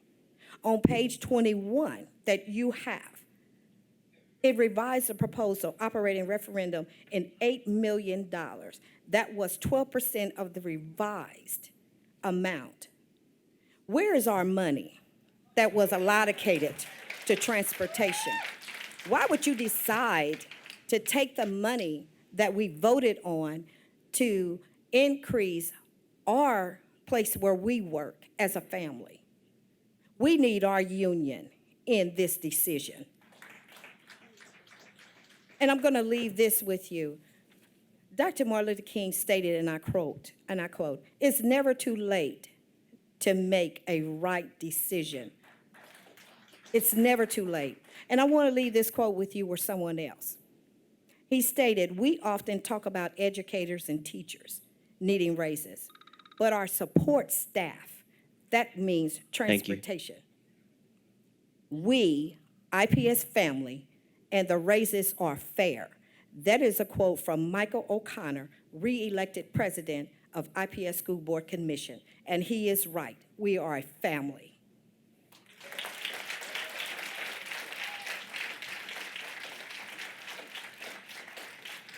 Samara Jackson.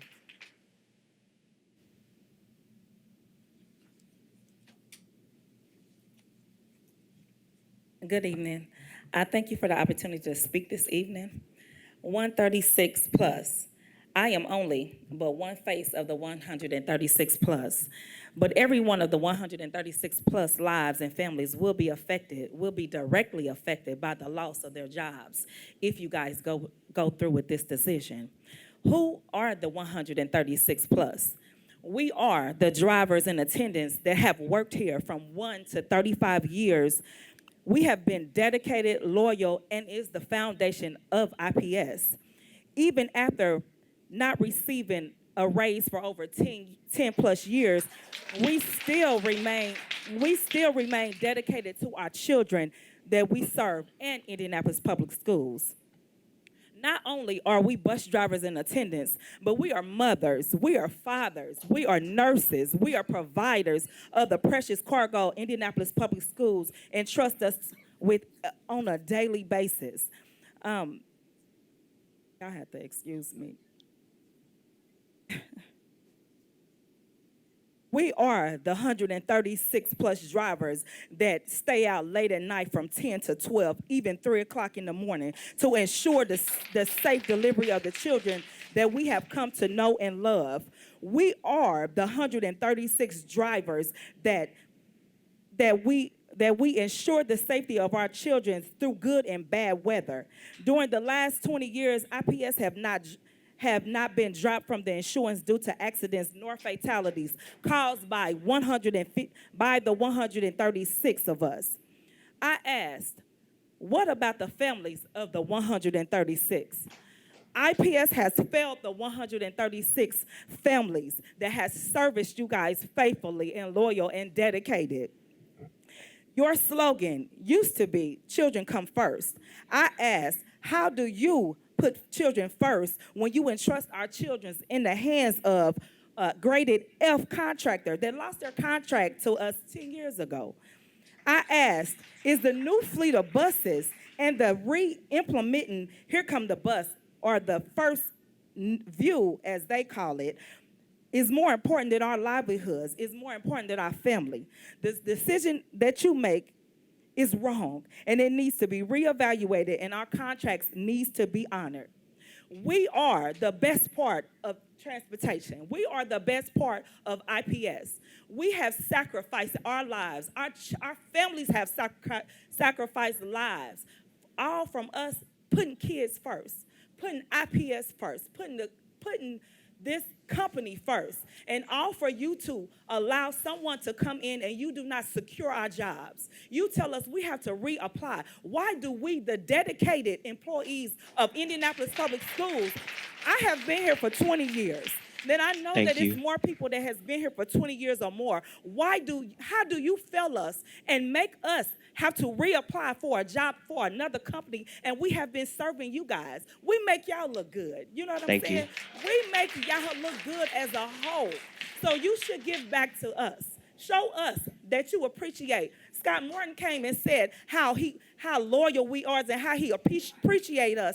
And if you appreciate us, show us. This is not showing and telling us by telling us our jobs is no longer exist. Show us how y'all appreciate us the same way that we have given y'all the loyalty and dedication from us. Thank you.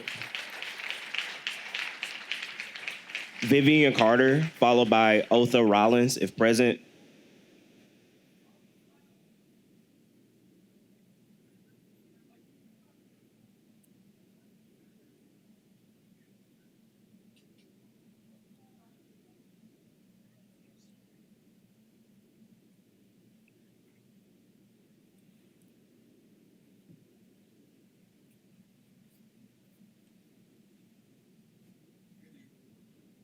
Board, Superintendent, thank you for allowing me to speak tonight. My name is Otha Rollins. I'm a driver with Indianapolis Public Schools. I have been doing this for 35 years.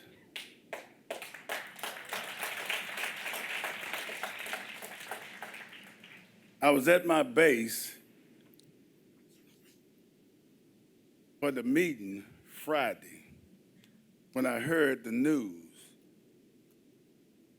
the disturbing news. I felt like I had been kicked in the chest, my breath cut off.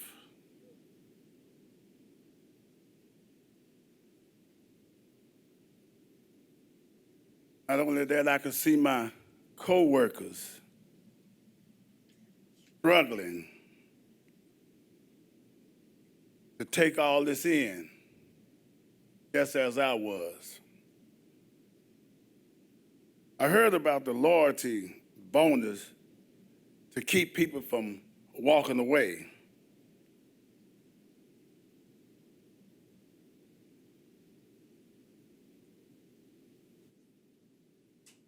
But I also was told that if I use time, I might not get the bonus. Well, I have time, quite a few hours, days, like everyone, a lot of more of the drivers attended that been loyal to this district, to this.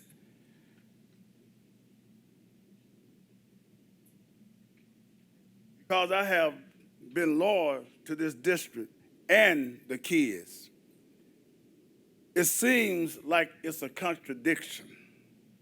I also worried about the retirement. This 401k thing is something many of us may need help with. Our future is just as important as any employee that's in this district and deserves to be treated that way. Also, it's hard to come to work one day with little or no worries and now think I have to interview for a job I've been doing for 35 years. Thank you, Mr. Wallace. How did we get to this point? We just got a referendum to fix this stuff. Thank you. Feel like we are lost in the shuffle again. I'm proud of the service I provided to my community, but the last few days have made me question if the district feels the same way. Thank you.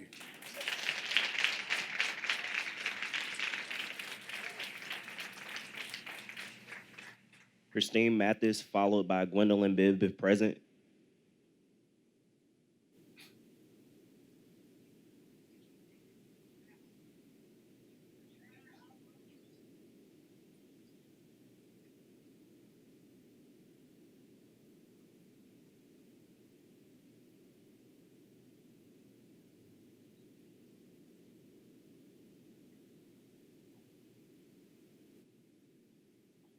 Good evening. Hello. My name is Christine Mathis. Thank you for allowing me the opportunity to address the board, my fellow union members, and all of my coworkers. I am a bus driver, have been driving for 33 years, 1 month, and 20 days. My plan was to retire from IPS with only 14 months before my eligibility of 100% of retirement benefits. On January 24th, 2020, at 10 a.m., our world was turned upside down. Transportation director and 2 personnel from HR informed us that we no longer exist as IPS after June 4th. Instead of being greeted by grief counselors, EPA, or simply some compassion, we had police standing at the door. This was a 9/11 for a lot of us. We had no assistance to help us process this tragic news. It was like sending all of your drivers under the influence. And we still had to go out and drive our PM shift. Quite naturally, we had a lot of questions after the shock and disbelief of the news. And all we got was you can reapply at First Student if you want to work. For all current and successful employees, you may be able to keep your seniority or get unemployment if you qualify. I feel like I'm being bullied into taking this position with First Student. I came to work to do my job, and I do my job well. 33 years, 1 month, and 20 days. People with accumulated sick time, 500 hours myself. or threatened with termination if you use it. This is for all of my years of service and dedication.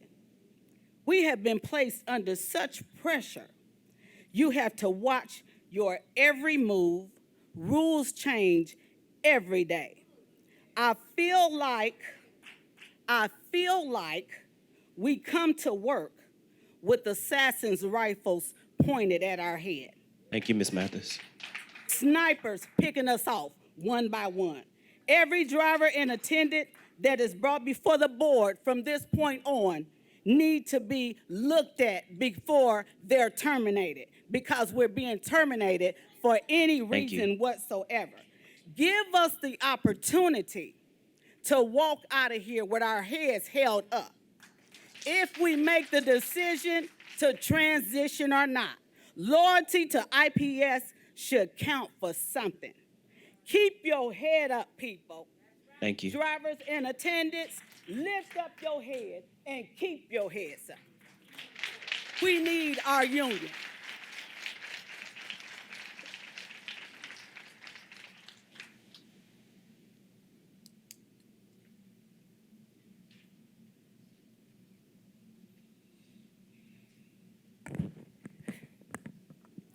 Good evening. My name is Gwen Bibb.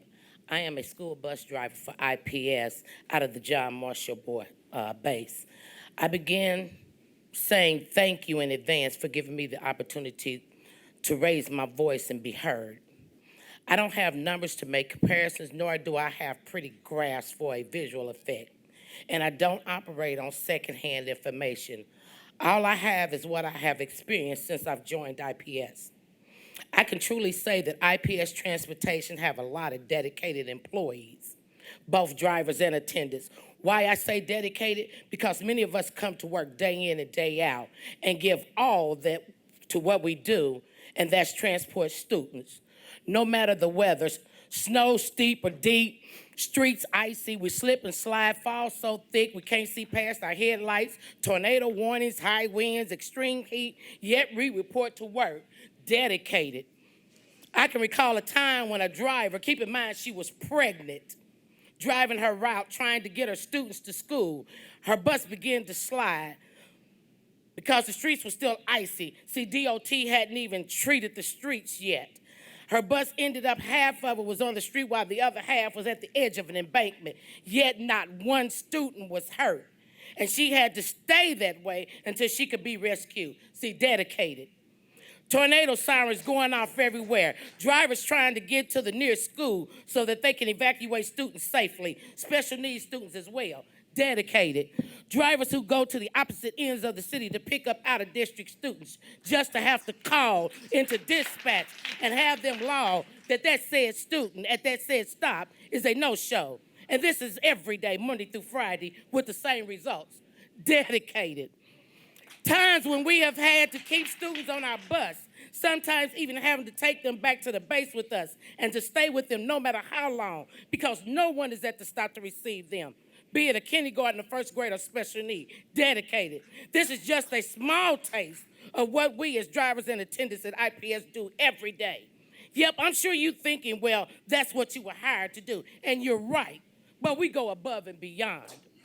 This decision to outsource us and the way you did it was so wrong on so many levels. Now, I have not been here as many years as the rest, but the few that I have, it has impacted me.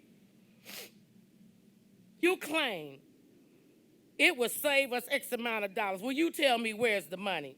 My understanding is that there are 335 positions to be filled, yet there are over, I think it is 600 people that are facing unemployment as of June the 1st. This is not a balance. Seems as though you never gave thought to us, the ones who really make this happen daily, as to how this would affect us. And my last and final comment is, how is it that you can outsource us to a company that is up to be sold?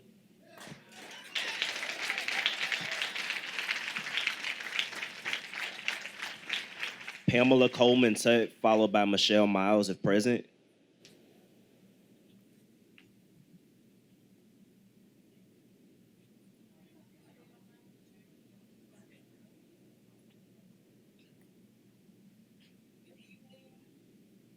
name is Pamela Coleman Tut.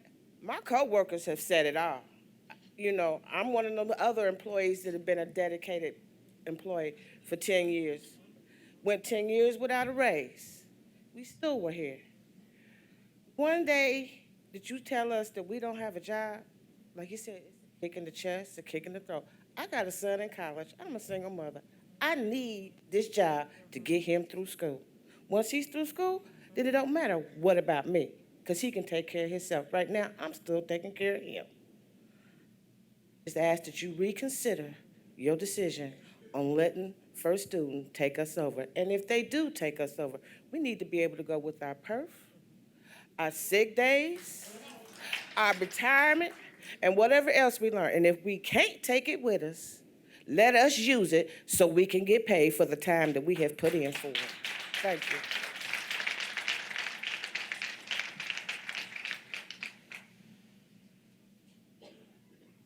Michelle Miles.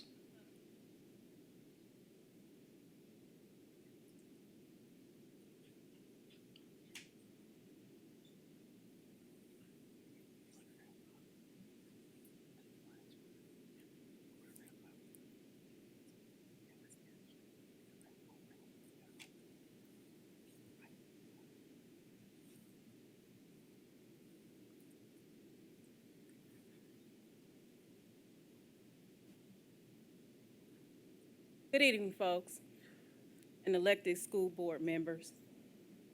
My name is J. Michelle Fisher Miles, a vested employee of Indianapolis Public Schools Transportation of 24 and a half years. I've spent most of my adult life working diligently for this company and our customers, aka the students.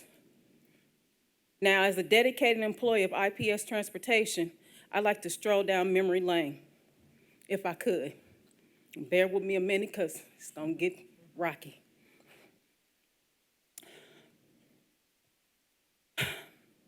As a mother of 5, I've supported and nurtured my children to do great things with their life. I am honored God bestowed that responsibility upon me. My youngest daughter was here, but she left. Will be attending Spelman this fall. She is number 3 at Warren Central, and she wants to be a doctor. Now, my oldest, Lewis, he didn't make it to college. He lost his battle with cancer in 2005 at the age of 15.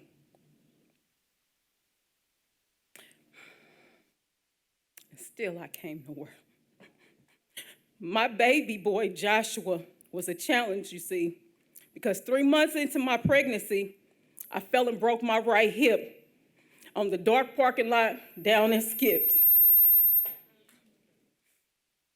Base in 2009.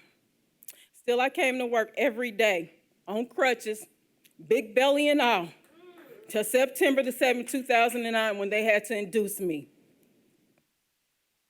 But another one of my greatest memories I have is when me and several of my coworkers had the opportunity to transport our kids to the Indianapolis 500 to perform.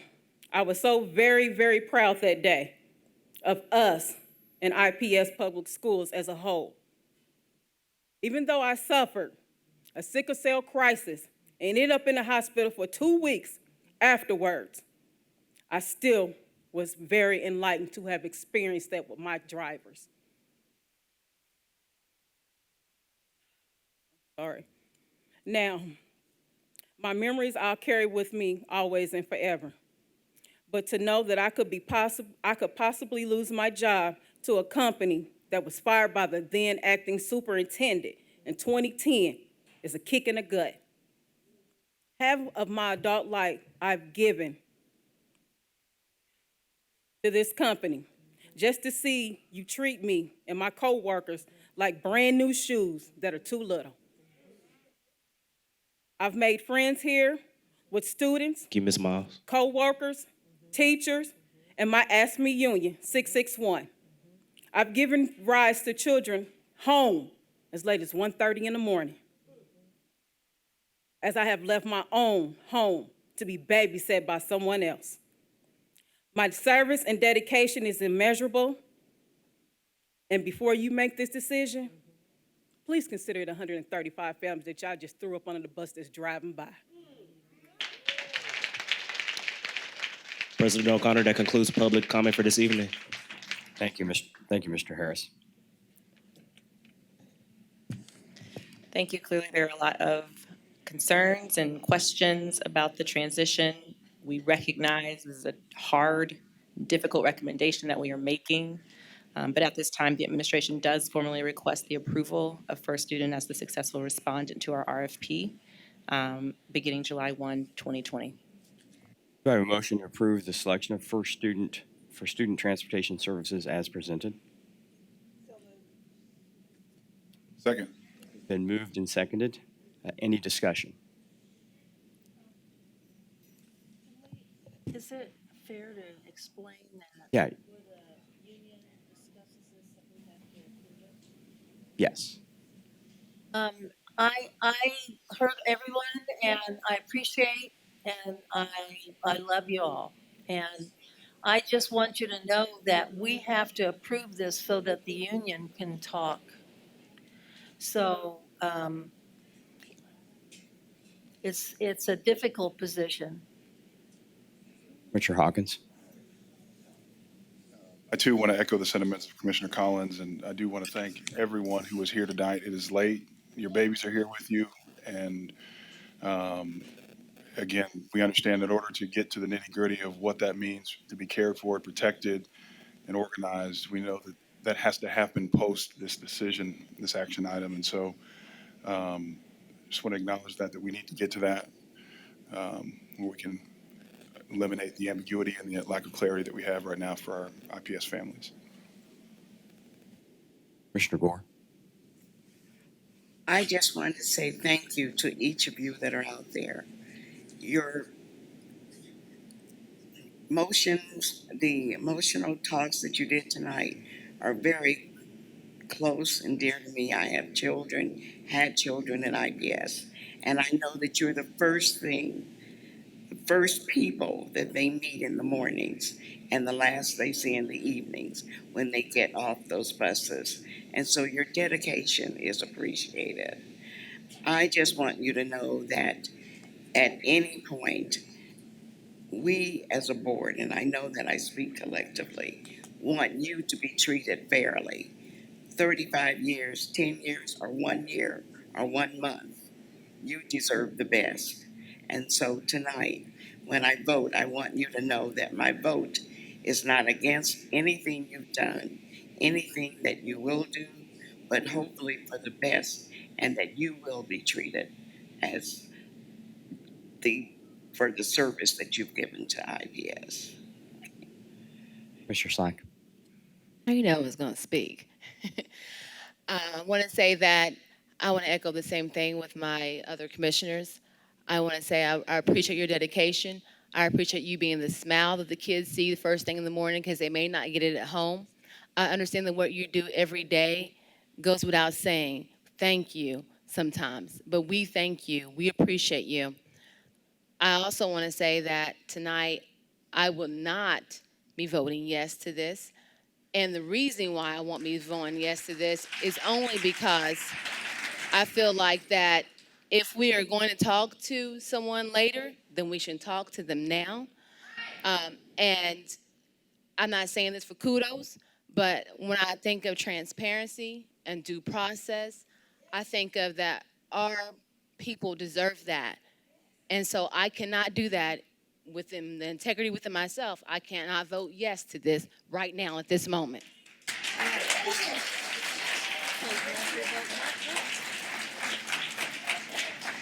I'll just a few things before we bring it to a vote. I echo what I think you've heard, and I think are the feelings of this entire board of commissioners, that we're asked to make tough decisions. You've heard emotional comments all evening for almost 4 hours this evening. And I appreciate you coming out, and I appreciate you taking the time to meet with us. These are tough decisions. We have to I go back to the discussion we had on Tuesday night. We have to keep our financial sustainability at the forefront. We also have to make sure that the people that work for us are going to be taken care of. I have confidence that you all will be taken care of. I have confidence in Steve Quick, who I'm looking straight in the eye, who I've worked with for almost 20 years, that it won't be long before Steve Quick makes sure you're all recognized within our new vendor. I'll be voting yes, but I appreciate every minute of every hour you've provided the school system. With that, I have a motion and a second. All those in favor signify by saying aye. Aye. Any opposed? Nay. The motion passes 4-2. Thank you.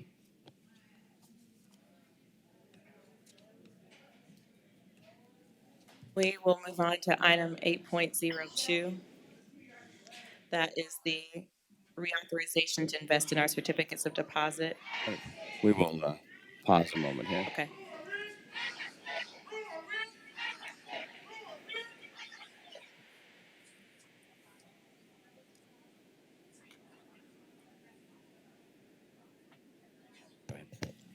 Item 8.02 is a reauthorization to invest in the certificates of deposit. This will essentially allow Weston Young to be able to serve as the investing officer to invest in public funds, certificate of deposit. And so we seek the board's approval of this reauthorization at this time. We had a presentation on Tuesday of this matter. Do I have a motion to approve resolution number 7845, making the reauthorization as presented? So moved. Second. It has been moved and seconded. Or any discussion? All those in favor signify by saying aye. Aye. Any opposed? The motion carries. Item 8.03 is an agreement for the district to participate in the Food to School Cooperative. This purchasing cooperative was presented on Tuesday, would allow us to be a part of a group of Indiana school nutrition professionals formed together for the process of more competitive procurement proposals. So we request the board's approval of our participation in the co-op at this time. Do I have a motion to approve the food purchasing cooperative agreement as presented? So move. Been moved and seconded. Any discussion? All those in favor signify by saying aye. Aye. Any opposed? The motion carries. Item 8.04 gives the administration authorization to utilize third-party settlement organization for electronic funds transfers. As President O'Connor mentioned, this is to help us in the expediting of payment to our athletic officials. And so we request the board's approval of this authorization as presented. Do I have a motion to approve resolution number 7846, making the authorization as presented? So moved. Second. It's been moved and seconded. Any discussion? All those in favor signify by saying aye. Aye. Any opposed? The motion carries. Item 8.05, Mindy Schlegel provided an update of our human resource policy updates as well as administrative guidelines as a part of the long-term review of those policies and guidelines. And so the administration requests the board's approval of those updated policies and guidelines as presented. Oh, I'm sorry. Those will stay until February for the 30-day 5 hold. and 8.6. Okay, great. 8.5 and 8.6 will remain on the table till February. And Is it new business? we are at closing comments. Does any commissioner wish to offer closing comments? Hearing none, I'll turn the table over to Superintendent Johnson. I just want to thank commissioners and the community. This is clearly a really difficult and challenging meeting with a lot of emotions and feedback and concerns and questions asked. It's our job as a team to go back to the community and our team members and staff and make sure that we are able to respond to concerns, respond to questions, respond to those things that have been brought to us. And so we will make sure that we are committed to doing so in a way as we move forward. And so I just want to name and acknowledge that in the months ahead. We know that we have a hard task ahead of us. We know that the long-term financial viability of our district, the long-term academic success of our students has to be the thing that we hold as top priority. And so I'm committed as superintendent, I know you all as the board, of making those tough decisions when we have to ensure the future of our district for our families and our students. Thank you, Superintendent Johnson. Our next meeting will be our work session on Tuesday, February 18th at 6 p.m. Having completed all the items on the agenda, this meeting stands adjourned.